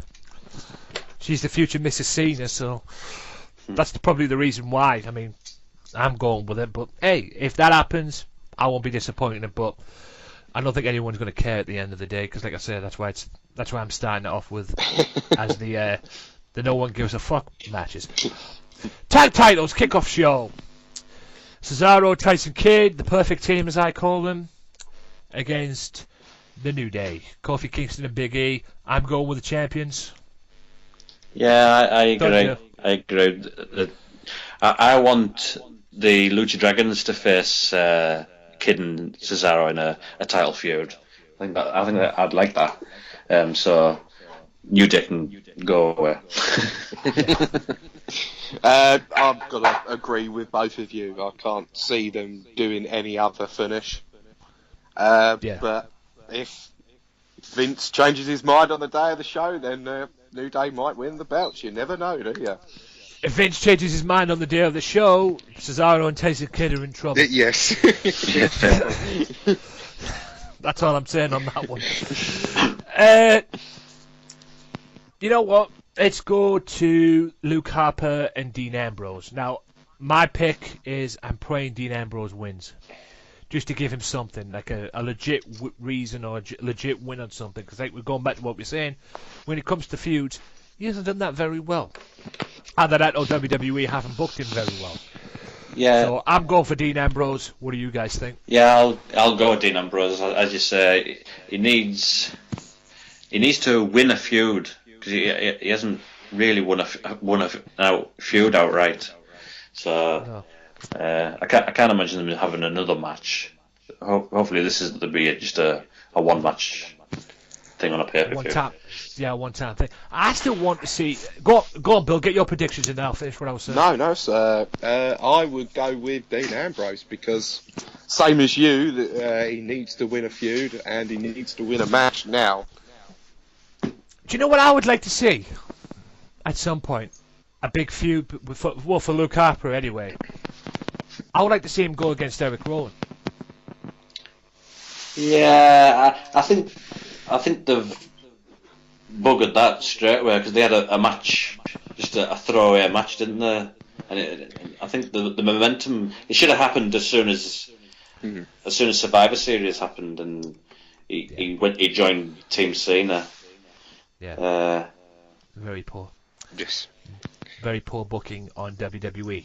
Now for the Kiss My Arse match. Kiss me arse. Dolph Ziggler, Sheamus. I think I'll go with Dolph on this. I don't know why. I don't want to see Sheamus's ass for fuck. Or Sheamus.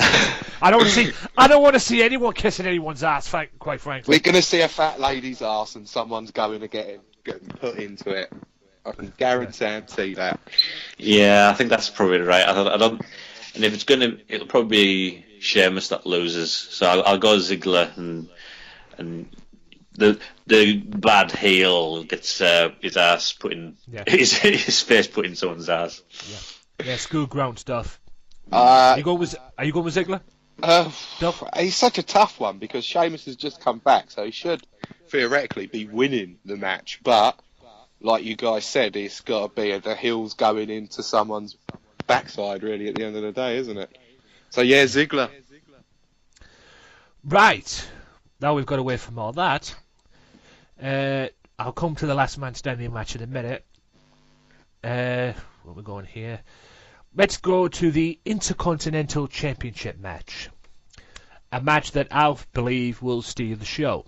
Daniel Bryan and Bad News Barrett. Despite the fact there's questionable, well, at least from what I got on Raw, there's a questionable thing going around that Daniel Bryan might not make it. Unless I was seeing things. Who do you think's going to win? Yeah, they did say health permitting this match will go ahead. What do you mean health permit? What's that? I mean, why? I mean, what happened? Because of his neck problem. Because he's been taken off the tour, hasn't he, Daniel Bryan? Oh, the neck again. Yeah. The neck strikes again, ladies and gentlemen. So that's why he wasn't on the show this on Raw. But if he's all right for one match,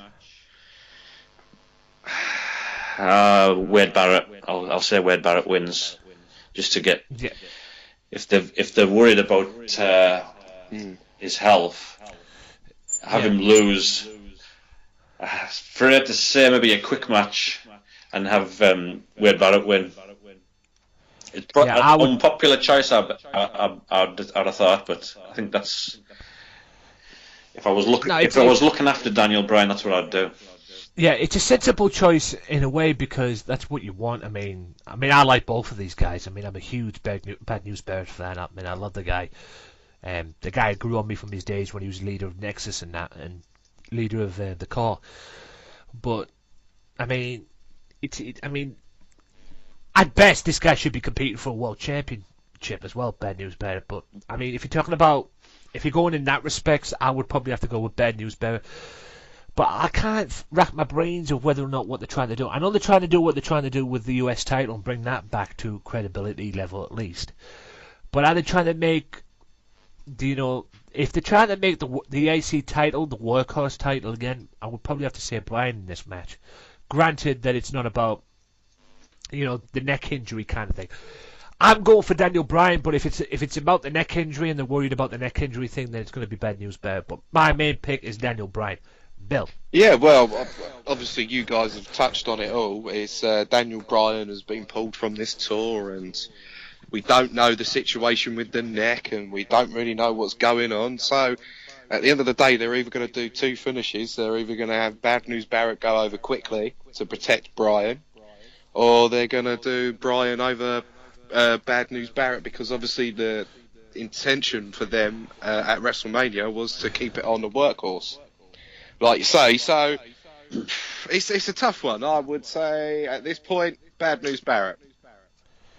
Yeah. But are you?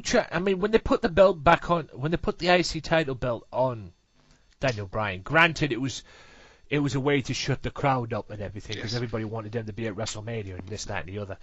But did you actually think at some point that they were thinking about trying to bring the workhorse feel back to the IC title as it used to be back in the day when it had Mr. Perfect, Bret Hart, and all them names? I mean, because back then people used to use the IC title. Obviously, they're not going to use the US title instead. It's in. I mean, Cena's taking care of that. But back in the day, they used to do the IC title, and they used to build you up into that era when you were the IC champion. Like a Bret Hart, for example. Let's take Bret, for example. They used to build him up as the IC champion, and then look what happened after that. He was the WWE champion. Do you believe they're trying to bring that feel back with Bryan as the champion? I think that's what they initially wanted, yes, but now it's up in with the neck air. Injuries, because it's up in the air because of the neck injury. We don't really know. We won't know until Showtime. If he doesn't come out, then obviously they're just going to give it to Bad News Barrett, and they could just give it to Ambrose or somebody like that the next night if they were wanting Daniel Bryan to win this Sunday, but if his future's not bright, put it on somebody else the next night. If there's ever a person that needs a stable title run, it's Dean Ambrose.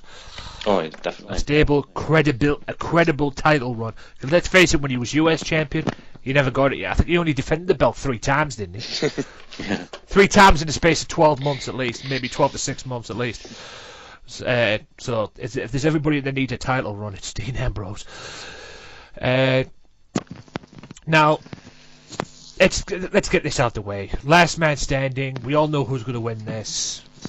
Roman Reigns. Yeah. And like I said to Bill earlier on, this is my pick. Roman Reigns to win. And like I said to Bill earlier on, it makes no sense Big Show winning at all. Cookie, please take it away. Yeah, definitely. Roman Reigns has to win this, but he has to destroy him, so there's no comeback. Like, you can't come back next week going, yeah, well, I'll face you in whatever match. And I thought, no, this has to end it. This ends. Got to be it. But don't do one of those stupid John Cena tie his legs on the rope so he can't get up bullshit. Oh God. He needs to destroy him, have him out flat out, and him standing over a dead Big Show. Go on. Yeah. Yeah, exactly the same for me. Give him a couple of Superman punches, a couple of spears, and that's all she wrote. That's all they need to do. Basically beat him up. Yeah, basically have him flat out like he was in that stretcher match that he had with Brock Lesnar at some point last time. Although it took a while for Lesnar to get him on the actual crane that he used, but yeah, Yeah, WWE, if you're listening to this, don't use that Cena finish that he did on Batista, like Cookie said, please. The tie-up. It was quality back then. It was hilarious back then. That Cena cheats on every last man standing match. Yeah, he finds a way to win. You can't. Puts Wyatt in a cupboard. One of those cupboard things, and ridiculous. Yeah, the thing is with this, right? The thing is with this, that ending, it was good at the time, and it proves what Bradshaw's been saying. Cena does find a way to win, but it's all right having him do that to that, but it made Batista look like a right tool when it happened and everything, and hopefully it doesn't happen this Sunday. Speaking of John Cena, US Championship. I think everyone's going to go with Cena on this one. I know I am. I think it's predictable. The United States Championship Russian Chain match, or as I'm calling it, Rocky IV Story Part 2. And, what do you guys think? Yeah, I think Cena's probably going to win the chain match, which is the same rules as a Caribbean strap match, which is Savvy American and Austin. Yeah, the bull rope match as well, which JBL, I believe, had at one point with Eddie Guerrero. God bless you, Eddie. Yeah, I mean it's practically the same match. So, are you going? Do you agree, Bill? Yes, but I'm just going to be a bit of a dick and say no, because I think Rusev needs to win more, and I'm hoping the Koloffs do a run in. Yeah, definitely.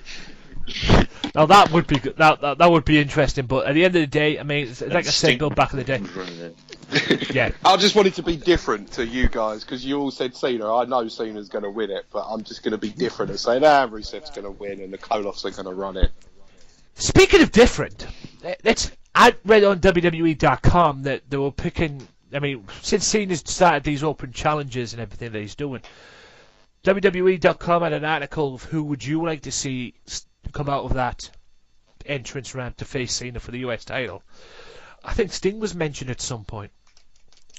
John Cena versus Sting, which would be, I'll be all over that in a heartbeat. My question to you is, before we move on to the main event, who would you like to see? If you could name one wrestler, who would you like to see answer the open challenge call that you don't think has got what he rightfully deserves in WWE? I mean, it's quite a few. Have we got a time machine so we can bring back someone from the 80s? Yeah, like Because I'd just bring back Harley. Harley Race or someone like that. The very first US champion. I believe it was. I believe it was that. Yeah, I believe it was Harley Race who was the very first United States champion. We'd have to check records, but I believe you're quite right. Yeah. Yeah. About a Cookie. Well, now I'd say, oh God, I'll give Brock Lesnar a US title run. Oh God, that would be. Oh God, takes all the belts. Yeah, exactly. US champion, WWE World Champion, and then have him be Intercontinental Champion, and hell, put the tag team belts on him. But who would you have him? How would you get the Divas title on him, though? Who would you have his partner? Yeah, it's a tag belts as well. I mean, who would you have as his partner? Who would want to be his partner? Himself. Exactly. Yeah, he could probably carry the tag belts on his own. Like, thinking about it, I mean, Jesus. Anyway, main event time. Randy Orton, Seth Rollins, RKO is banned in a cage. Kane is the gatekeeper, whatever the fuck that means. Who do you guys predict to win? I'll give you mine last, but who do you guys predict to win? Oh.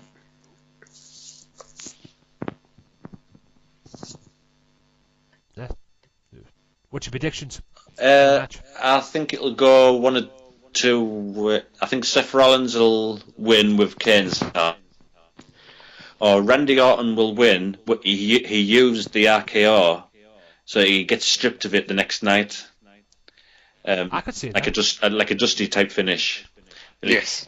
he wins the belt, but he used the RKO at some point in the match, and because a DQ wouldn't look right in a cage match. So what the hell? I'm going to go daft. Randy Orton wins, but gets stripped the next night on Raw. And give About it, Bill. I pretty much Exactly. got to agree with Cookie. There's got to be some sort of swerve to get the title, I think, from Randy Orton, and then them stripping it off him in some sort of fashion the next night. So Do you yeah, think Do you think they made this match predictable when they had the stipulations? I know they made it look stupid when they both picked the stipulation, but do you think they made it a little bit predictable when Seth turned around and banned the RKO? yes, because basically they like to do what everyone thinks they're not going to do, don't they? Yeah.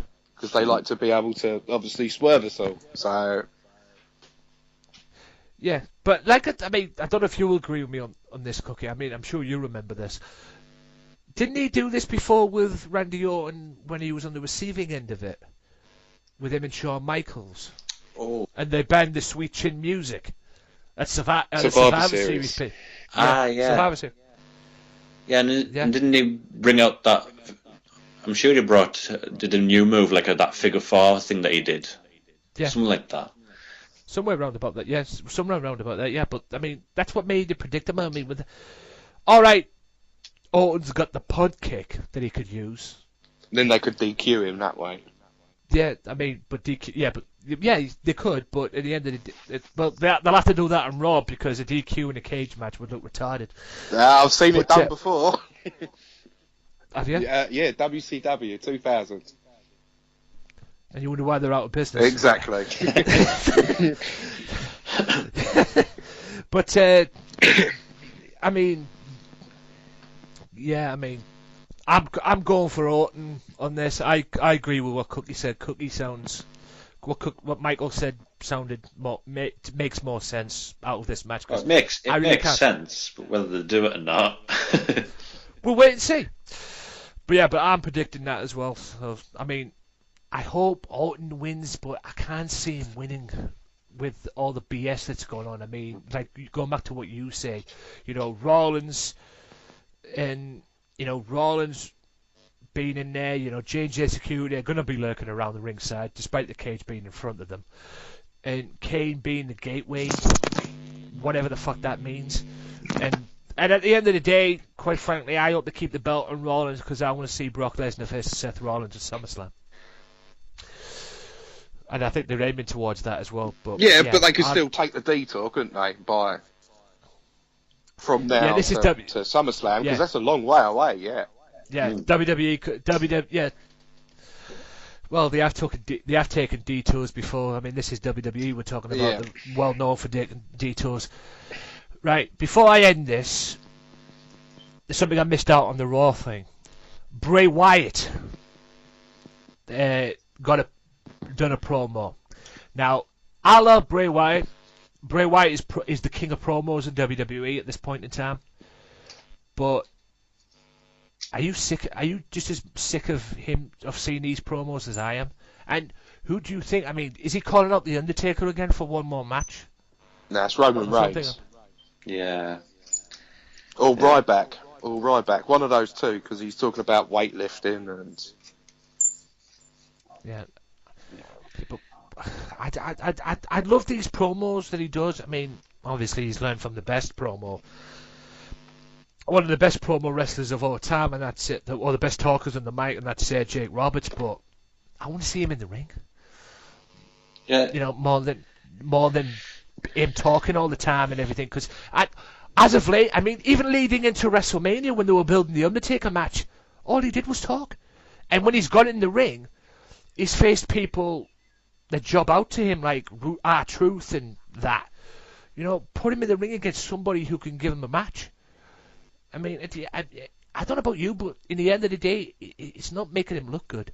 No, well, he's good on the mic, but then they have him awesome on the mic. They have him lose the key matches. I mean, he should. This is why I've not been as much of a fan of him since WrestleMania last year when he lost to Cena. I thought because he lost to Cena, that was it. I don't think he got back to. Because you remember with those amazing moments when they had the choir singing, "You got the whole world" and all that, and those moments were unbelievable. And then he lost to Cena, and well, that's it. Then he's lost his momentum. Yeah, that was at the last year's Extreme Rules. That one. Yeah. They had the whole Cena, and they had Jameson's kid distract him. Yeah, the fact that it was Jameson's kid just makes it even more epic. Yeah. I mean, for those of you that don't know who Jameson is, go back and watch Royal Rumble '92. He used to manage the Bushwhackers. Yeah. Just avoid the sheep herders. Yeah. Yeah, I mean, the future at the moment right now doesn't seem to look bright for Bray Wyatt, and it's a shame, really. But at the moment right now, all they're doing with these promos is making him look like an idiot. They need to put him in the ring with people that will give him a match. I mean, if they want to build him up to a feud, fine. But have him go in the ring and make statements. Don't make it on the promo. I mean, not that it's saying he's the best. He's probably one of the best guys on the mic in WWE at this point. But you know, I'm getting sick of these promos every week now. I mean, I want to see him in the ring, and like I say, put him in the ring with somebody who's better, not R-Truth. I mean, R-Truth hasn't been relevant since TNA, right? NWA champion. Don't even mention King of the Mountain. Yeah, like I said on Kitty's show, I'm sure R-Truth at some point in his life, when he's on the road and everything, goes home, you know, and reminisces about the days he was world champion. I'm sure he doesn't reminisce about the days of TNA in 2004. You know. Yeah, no, I mean, I would if it was me. I probably would if it was me, if I was world champion. But the problem is, right now, it's gotten to a point where, I mean, it doesn't happen just with anybody else, like R-Truth, and it happens with Christian and that. It's got to a point now where if R-Truth mentioned that he used to be a world champion, people wouldn't know what the fuck he was talking about. Oh, well, TNA doesn't exist in WWE's world. Yeah, it's amazing it still exists at this point. Considering what they've gone through. That's a bit harsh. It's true, yeah, though. It is very true. You know, it's amazing. I mean, I've never wanted to see a wrestling company go out, but the fact that TNA have survived to where they've at, man, I mean, it's amazing they still exist. I mean, thank God for Bob Carter and his millions and millions of pounds. Yeah, I mean, considering where they've gone, I mean, they had probably one of the best heel groups. I mean, this is going off key, I know, but they had one of the best heel groups around, in their era at least. That was Aces and Eights. They booked them wrong. You know, I mean, they fired one of the members who's now in the Bullet Club. Was it Luke Gallows? They fired him and everything. They let him go and they dropped people. When they were cutting when they were trying to cut costs and everything and save money, they ended up firing a bunch of guys and girls. You know, it's just amazing they're still around. I mean, they shouldn't have. That's probably the reason. And it's that bad in TNA. I mean, don't get me wrong. The wrestling side of it is okay. Oh, yeah.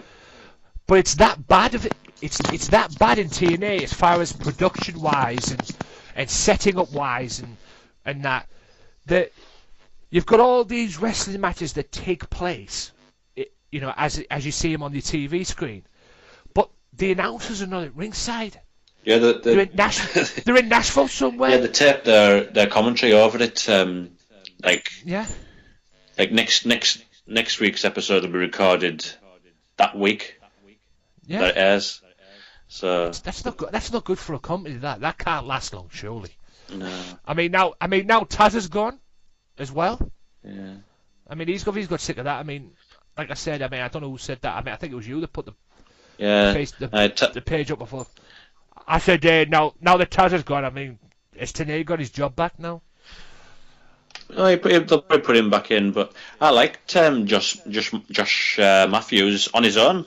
I thought he was just calling the match and not talking bullshit with somebody else. I think Michael Cole should be on his own. Yeah, Michael Cole should never be on his own.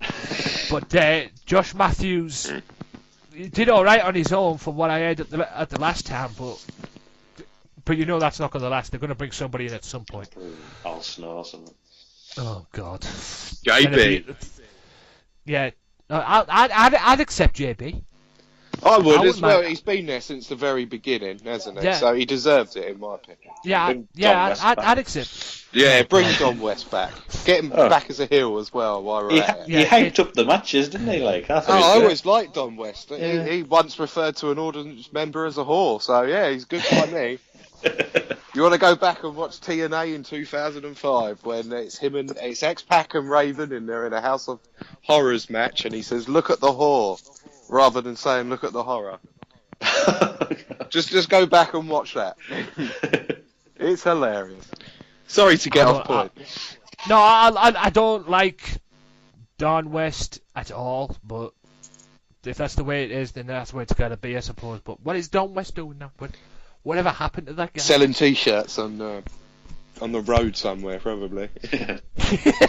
Selling the T-shirts that he didn't. Yeah, selling the T-shirts that he didn't sell when he was in TNA, or the merchandise that he didn't sell when he was in TNA, because that's all he ever friggin' did half the time besides announcing. Selling T-shirts and DVDs. Yeah, Don's Mad Deals and all that rubbish. Oh God, Bennett, man, them big, them deals and shit. I mean, fuck me. Yeah. But yeah, that's the end of all this, guys. That's the end of the segment. That's the end of the TNA the Extreme Rules predictions and Raw segment and all that. And I'm going to go off to a break, but before we go, guys, I just want to say thank you to my guests at this time, Mr. Michael Cook. Thank you. It's been great being part of the show. Thank you for coming on, Mr. Billy Johnson. Oh, no, thank you, Anthony, for having me on. And with that being said, guys, you can take it in turns. Where can my audience find you on that beautiful thing we call social media? Well, you can find me at the M Cook. On Twitter, by the way. On Twitter, yeah. Yeah. Anything else? I'm on Facebook as well, so catch me on that. Yeah. Just go in the search engine, type in Michael Cook, you'll get it.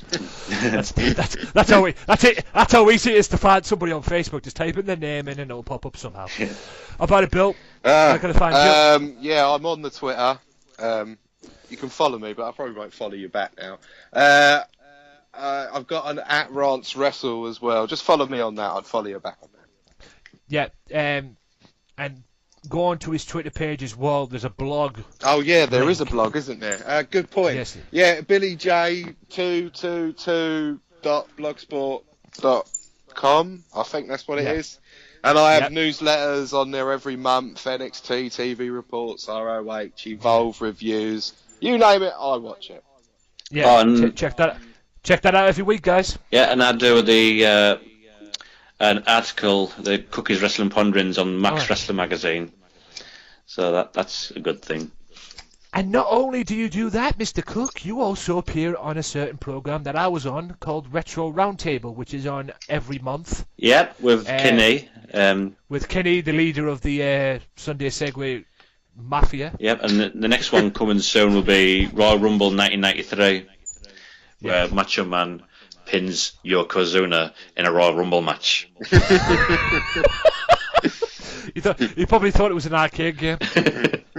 I remember playing an arcade game once, Royal Rumble in Redcar before, and the rules of the Royal Rumble were you could pin him in the ring as well. I'm like, oh, for God's sake, I'm not playing this game.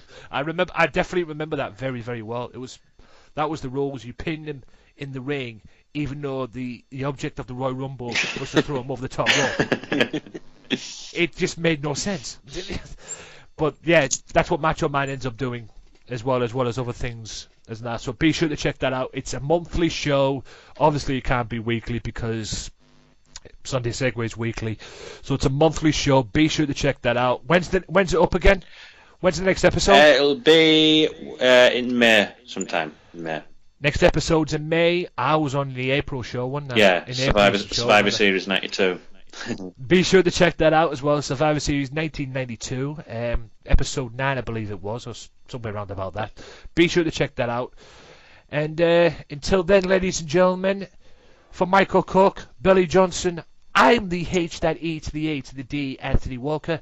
I will be back after this with TNA and Smackdown, also Ring of Honor and NXT, and more on my new series as well on the ICW podcast. So with that being said, I bid you farewell, and I will see you after this. If you like the Wrestling Matters podcast, why not check out the Wrestling Matters podcast Facebook fan page at www.facebook.com/WM podcast. Wrestling Matters, wrestling fans. If you're a fan of the Wrestling Matters podcast, be sure to check out the Wrestling Matters podcast Twitter page at WM podcast for news, reviews, and upcoming episodes, and you will be let know on various other topics as well in the world of professional wrestling. So if you like the Wrestling Matters podcast, be sure to follow the Wrestling Matters podcast on Twitter at WM Podcast. Wrestling Matters, wrestling fans. Welcome back, ladies and gentlemen, to the Wrestling Matters podcast, and I just want to say a big thank you to Mr. Billy Johnson and Michael Cook for coming on there. I really enjoyed that. I hope we can get you on again, and we will get you on the Wrestling Matters podcast again in the near future. So with that being said, ladies and gentlemen, I said I'd be back with Smackdown. Let's get right to it. Smackdown main points.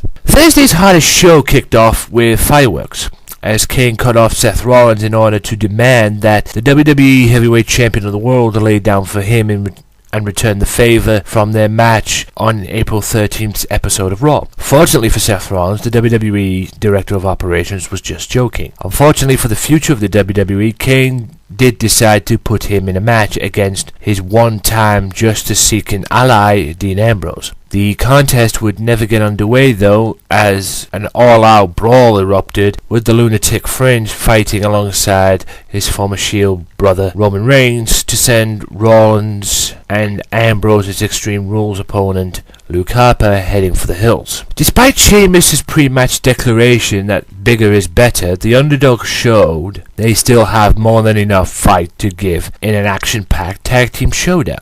Ultimately, Neville and Dolph Ziggler would walk out victors after the short zigzag followed by the picture-perfect red arrow from the high-flying Neville kept Bad News Barrett down for the 3 count. Another lesson in fear with Bray Wyatt. The new face of fear continued to warn a frightening future, but once again we are left wondering, who's Bray Wyatt's new target? Naomi gets a win over Natalya. Ryback beats Rusev by disqualification. Rusev may have technically lost the match to Ryback by DQ, but he sent a big statement to John Cena in the process after taking out the big guy with an unforgiving Russian chain. This very same steel apparatus will be fair game this Sunday at Sunday's Extreme Rules pay-per-view when the super athlete challenges the United States champion John Cena in the Russian chain match.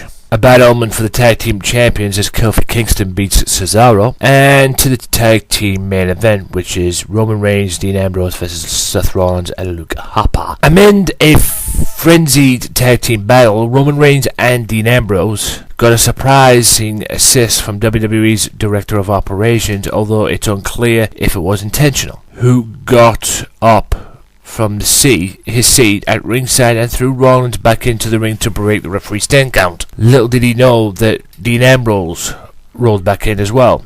As a result, the WWE World Heavyweight Champion was met with a spear from the big dog Roman Reigns, who picked up a 1-2-3.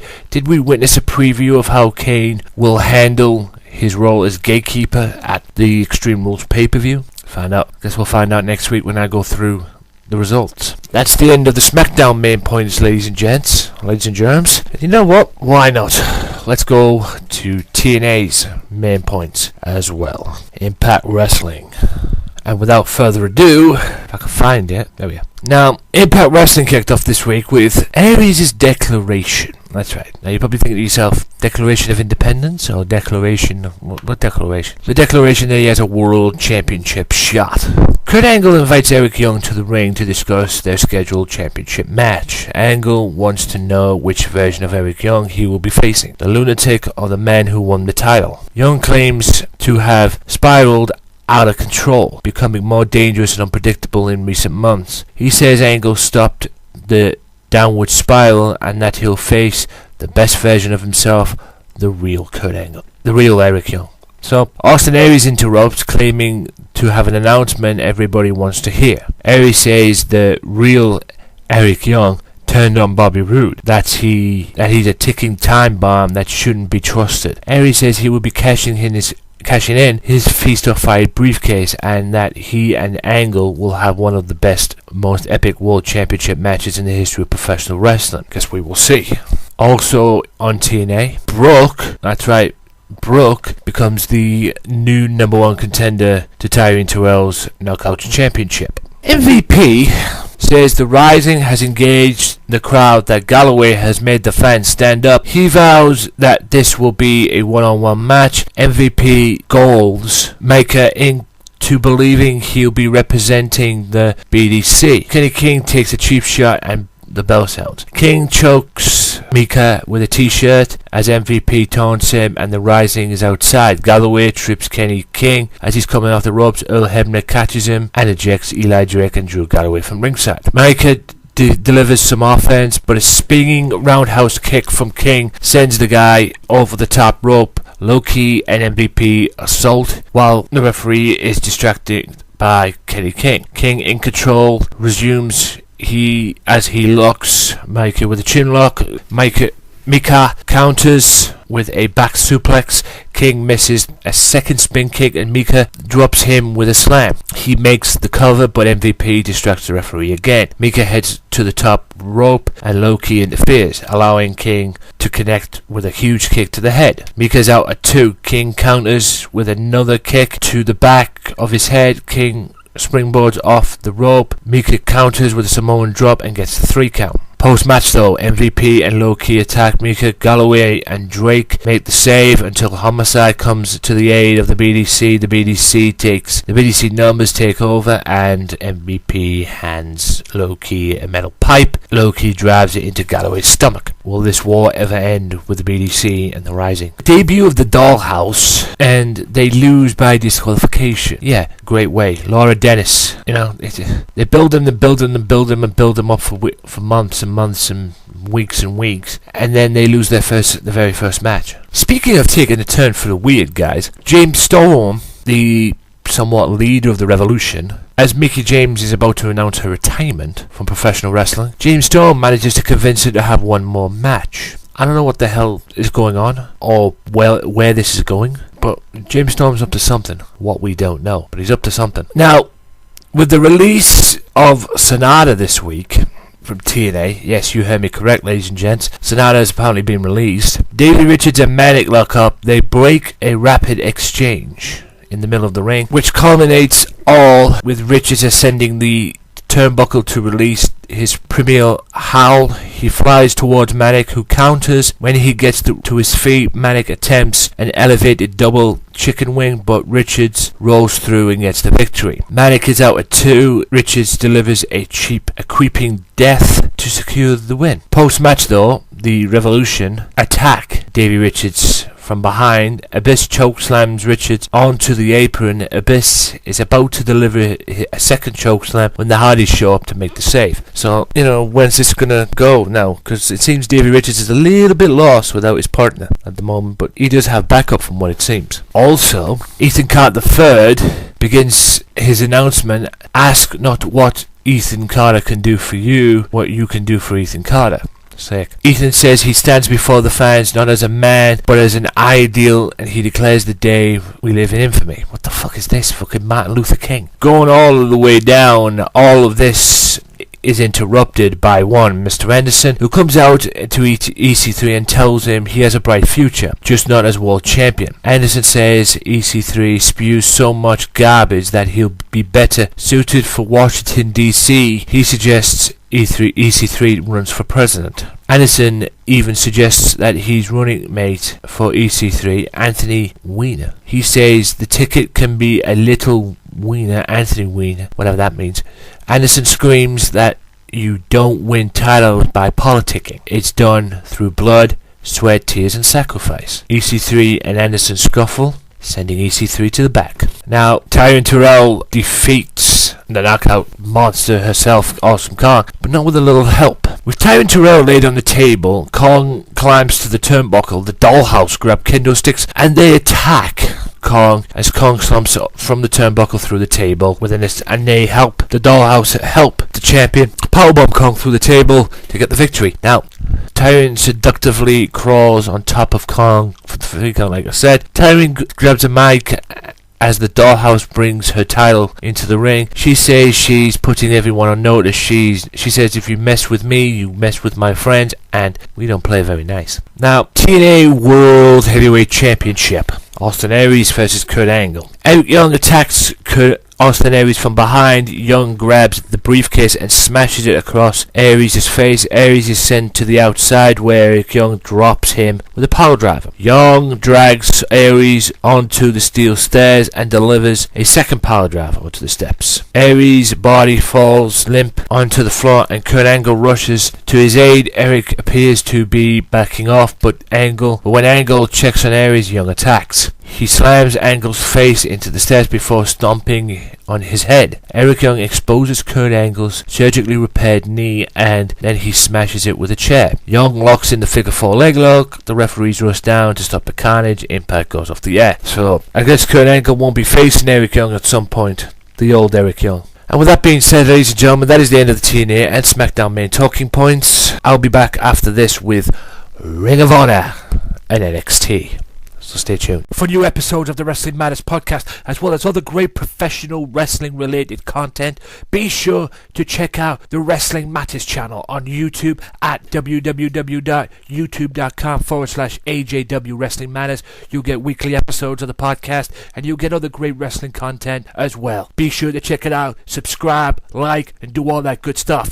The Wrestling Matters channel, where wrestling matters on YouTube. Welcome back, ladies and gentlemen, to the Wrestling Matters podcast, and it's now time for the Ring of Honor review. Now, Ring of Honor kicked off this week with Donovan Dijak one-on-one with Dalton Castle. Now, to start the match, Castle played mind games and one step ahead of Dijak. Awesome arm drag control to Castle. Castle playing mind games, but then paid for it and gets clothesline off the apron. Castle hits a 619 into a head scissors, then dabs right on Dijak as ROH goes to break. Now, what I mean by 619 is they're both outside. Dijak's face in the ring. Castle swings round like if he was doing a 619 and then grabs and then Hurricane Rana's off. It's beautiful move, and then dabs on him, like I said. Coming back, Dijak suplexes Castle into the corner and gets a near fall. Springboard senton from the bottom rope by Dijak, and you wouldn't believe he did. You wouldn't believe he actually did that. He goes onto the third rope, and then springboards off him and hits it. Unbelievable. Castle cannot take Dijak down, then gets met with an elbow. Dijak uses his power, and Castle manages to get away. Then Castle drops Dijak with a right hand, and I mean drops him. Just punches him right in the mouth. A deadlift German by Castle gets a near fall. Counter for counter. Castle hits a swinging facebuster from an Alabama slam position. Gets him into the Alabama slam position and then swings him around with using his legs and facebusts him and gets a near fall. Truth Martini counters another deadlift and Dijak hits Feast Your Eyes to get the win. Truth grabs Castle by the hair, runs his mouth, and then Castle grabs him by the truth, so to speak. Grabs a testicular claw in him. That's not easy to say. Then avoids Dijak and then proves that he's just one step ahead of Dijak. Now, the next match featured War Machine, the tag team War Machine, and it was against Ken Phoenix and Eddie Dalton. Now, Eddie disses Raw, taking a forearm to the face. Now, they go to shake hands, do the Code of Honor thing, and then Eddie licks the hand and then shakes Raw's hand with it. Raw's got this pissed look on his face, and then the bell rings, and then Eddie just walks right into a forearm, and then by Raw, and just Raw just cleans his clock, and then they hit the fall out to get the win. They didn't win by the hour, so to speak. Didn't get paid by the hour. Now, Fish Tank, which is a talk show, is hosted by the tag team champions, mainly by Bobby Fish, because Fish Tank. Jay sets the record straight after the champions called him out and basically mentioned that the last time that Kyle O'Reilly was in the ring with Jay Lethal, he made him tap. Jay sets the record straight in his mind. Tag champs promote Jay's DVD, also mention an ex-girlfriend. Light that up. Wink, wink. Truth does not take too kindly to the tag team champions' promotional skills and say they took the television title off the Ring of Honor World Championship to right a wrong, so to speak. The tag champions mentioned Jay Briscoe, saying he was the world champion and everything. Mentioned that Jay Briscoe is the world champ. Lethal snaps, and the champs mock Jay, and then the crowd mock Jay. Lethal says Jay's used toilet paper and says he was born on the highway, or people like him were born on the highway. Briscoe does not take too kindly to it. Comes out. All hell breaks loose, which Briscoe gets the better of as they fight back to the locker room. The tag champs are happy with the way the fish tank went, celebrating the ring, smile on their faces, and then KRD jumped them from behind. And as that was taking place, as the beatdown was taking place, 3 guys came out involved. Matt Sydal and Daniels were involved and make the save, and KRD run. Coming back from the commercial break, or the timeout that they had, Decade claiming ACH gets things handed to him on a silver platter, and Adam Page has paid his dues and gets nothing for it. A little issue there with the Decade and ACH. Now to the main event, Michael Elgin and Cedric Alexander. Elgin wants to test his strength to start the match off and decides not to. Even feeling out process till Elgin takes a drop kick and then shoulder blocks Cedric inside out. Cedric hits a beautiful flip dive on Elgin. Flat out awesome. Comes back to the ring and misses a frog splash. Elgin hits a flip leg drop. Cedric's between the ropes as he's coming back in. You know, if he was going in for like a sunset flip kind of move, or shoulder tackle in the god from the apron, where he stood there. He's like laid there motionless in the middle of the rope, between the top and middle rope, and Elgin just does like, he's on the second rope and does like a flip leg drop off the second rope and gets a near fall for it. Elgin knocks Cedric into the middle of next week with a right hand or an elbow, whichever one it was, whatever it was effective. Elgin counters the DDT into a suplex spinning neckbreaker. Now Cedric goes for a DDT off the second rope. Elgin grabs hold of him, gets it into like a suplex position, like a hanging style, hangs him on the rope, and then spinning neckbreaker, and gets a near fall. And then the fight's on the outside. Elgin takes 2 chops, a right hand, then knocks Cedric out in a way with an elbow, and ROH goes to break. Back from the break, Elgin has Cedric outside looking to hit a powerbomb, or could it be the powerbomb, whichever one. The commentator said it was a powerbomb, I guess, but Elgin takes a backdrop instead. Hard hitting stuff, counter for counter, great match. A roll through and Cedric hard kick to the chest on Elgin. Springboard clothesline gets a near fall by Cedric. Second rope code breaker by Elgin. Then Cedric hits the driver, the Michinoku driver, and gets a near fall. Elgin hits a lariat and gets a near fall. Awesome hard hitting match, it really was. Elgin trapped in the corner. Cedric hits 3 drop kicks, goes to the top, hits a frog splash, and then goes for a second one, but Elgin gets his knees up. Elgin hits a double stomp to the bank, basically nearly breaking Cedric's back, then hits him in the corner with a boot. Cleans his clock, but only gets a near fall for it. Cedric also gets near fall after near fall after near fall in that match. Elgin takes control until he's kicked on while he's sitting on the second rope. Cedric hits a Hurricane Rana, but the roll through. Elgin hits a powerbomb, then an elbow, and then a powerbomb combo for a win, and gets the victory over Cedric Alexander in a great match. And then Elgin after the match says he is focused on making the wrestlers pay in ROH for their sins of the men they follow, and says that he is a killer and he cannot be stopped. Be interested to see what happens on the next week's ROH TV show. So with that being said, ladies and gentlemen, 4 stars out of 5 for that for me as far as the rating goes. Really good show. Wasn't perfect, but I still enjoyed it anyway. So be sure to check out the Ring of Honor show on the website. I think it goes up on Thursdays. I'm not sure.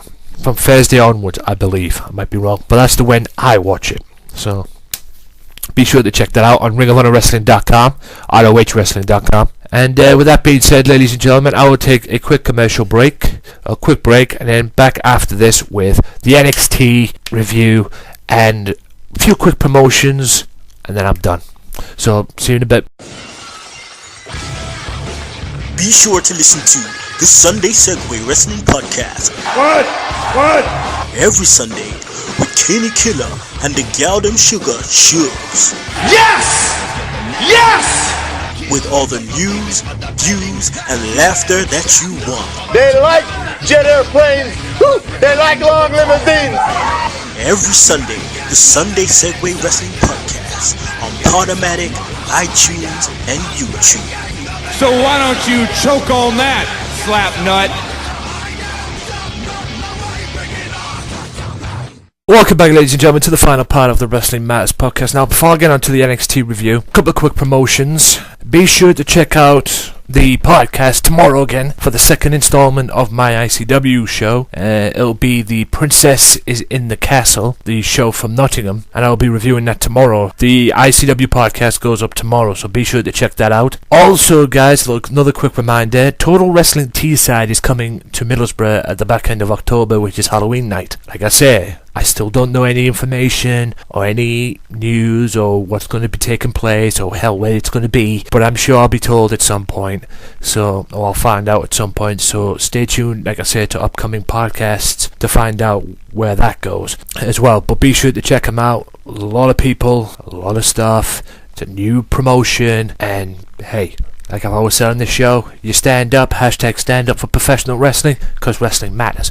Now, we get on to the final part of the process, which is the NXT show. Now, NXT kicked off this week with Finn Balor versus Ty Dillinger. Now, not much went down in this match. Wrestling to start off, advantage Balor, both men showing great chain wrestling, and Balor hits a dropkick. Balor then hits hard chops, rocks Ty with a pellet kick, hits swing blade, I believe that's called, neck breaker move, when you think it's going to be a clothesline, but it's not. Hits drop kick, then hits his top rope stomp for the win. And then Tyler Breeze comes out and says it's about time that Mr. Balor goes one-on-one with Prince Pretty. Dana Brooks is backstage and says her debut was the rebirth of the women's division, and says playtime is over. Then, backstage again, Kevin Owens says he gives Riley credit. He gave him a fight the first time round they met, but says he will win again, and lightning will strike twice. Now for the three-way triple threat match for the number one contendership to the NXT Women's Championship. It features Becky Lynch, Charlotte, and Bayley with the theme song. I don't know what to make of that theme song, to be honest with you. Every time I hear that theme song, I kind of think of Grado.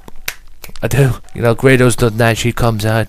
You know, it's something Grado would probably use, even though it's for a woman. But anyway, a double team on Becky to start off. Becky fights back. Bailey and Charlotte play a game of one-upmanship and then start fighting themselves. Charlotte in control, toying with Bailey. You know, whipping her around the ring in a figure four head scissors kind of move. Becky suplexes Charlotte as NXT goes to break. Back from the break, Becky is in control. Becky grounding Bayley on the mat. Bayley rolls through and gets a near fall. Bayley taking the fight to Becky, then makes a mistake. Then Charlotte hits natural selection on Becky and gets a near fall. These three women giving it all for a shot at the NXT Women's Championship. They were back and forth stuff. A top rope elbow powerbomb combo, which Bayley hits the back elbow. Charlotte then hits the powerbomb, and then Bayley hits a belly to belly suplex on Charlotte and gets a near fall. And then Charlotte locks in the figure four leg lock to no avail, and then Charlotte ends up locking the figure four again, but turns it into a figure eight, which apparently is 10 times better and 10 times more painful, or twice the painful of the figure four. But as she was doing that, she was like backwards like that, if she was like in like a Sparta position, like something Bray Wyatt would do. But as that was happening, Becky somehow sneaks over and gets the 1-2-3, much to the dismay of Charlotte. Just about 1 second away from being the number one contender, and she has it stolen away, so it's something to look forward to in the future. Becky Lynch, 101 with Sasha Banks. CJ Parker goes 1-on-1 with Hideo Itami. CJ kicking Hideo to start off. Hideo was not happy with it. Hideo aware of what CJ will do, and then CJ begins to wrestle him. Knee to the gut and a kick gets Hideo a near fall. CJ got Hideo in trouble. Suplex by CJ, he gets a near fall. Hideo mounting a fight back. Corner drop kick and then a shotgun kick gets Hideo the win. What's next for Hideo? I guess we'll have to wait and see on that one. Sasha Banks gets in the face of Becky, and fireworks already start. Back and forth stuff, and Becky was having none of it. A Rhino squash match. Now, the poor guy that Rhino was wrestling didn't even get into the works. I think he comes out, Rhino hits a clothesline and then hits a belly to belly and then gets the goal and gets the victory. Backstage, the tag team champions sing to Carmella as they're coming in. And then Enzo and Colin come in and not happy with Carmella wearing the jewellery that the tag champs bought and everything, and an argument ensues between the two. And then to the main event, which was Kevin Owens 1-on-1 with Alex Riley. Kevin seeming to get the better of Riley. A shoving match ensues. 2 right hands and a dropkick sends Owens to the outside by Riley. Riley drawn in. Owens slams Riley's head off the ramp as NXT goes to break. Back from the break, Owens is in control. Owens in total control of Riley, grounding Riley on the mat. Riley starts them out to fight back. Innovated neck breaker, like a flip side neck breaker by Riley, and then goes up top, and that's a mistake for Riley. Owens gets the advantage, hits a clothesline, a corner clothesline in the corner, then hits the cannonball, then hits his powerbomb and gets the win. After the match, Owens looks to powerbomb Riley on the apron until Sami Zayn makes the save and all hell breaks loose. The brawl ensues on the outside. The NXT locker room security and the referee trying to break these two up, and then for some strange reason Sami Zayn dives on Owens and the security and the ref and the NXT locker room on the outside from inside the ring, makes a statement, just completely wipes everybody out, and then Owens runs away. Now, the question is, like the commentator said, Corey Graves said, what will Sami Zayn do to get his hands on Kevin Owens and that NXT Championship? That was his mission. The question is, when will it happen? 5 out of 5. A 4.5 out of 5, maybe 4.5. 4.5 or 4 out of 5. For me with this one. It got a lot of wrestling in, but it was certain things that really didn't need to be in there, to be honest with you. I mean, I know what they're trying to do with Rhino and that, even though Rhino is supposed to be wrestling in another promotion in July. More on that in a minute, but it was a great show nonetheless, and you can't argue with NXT not being a good show, because let's face it, you're getting a 10 times better entertainment on NXT than you do Raw and Smackdown. So like I say, if you're looking for wrestling, watch NXT. Anyway, as I was saying, a match that was announced for ICW this week as well. Be sure to look out for it. It's at Shug's House Party, or Shug's House Party, as it's properly known. I can't pronounce that very well, as you can probably tell. It's going to be Wolfgang, the newest member of the New Age Clique, one-on-one with Rhino. Yes, Rhino is coming to ICW in July, so be sure to check that out. I don't know how that works, but he's coming to NXT. He's coming to the ICW in July, and he will go one-on-one with Wolfgang at the Shug's House Party event. That's not fucking easy to say. But anyway, I said it. And with that being said, ladies and gentlemen, my name is the Anthony Walker. Big thank you to Billy Johnson and Michael Cook. Wow, Michael Cook for coming on the show. I will get you guys on again in the near future.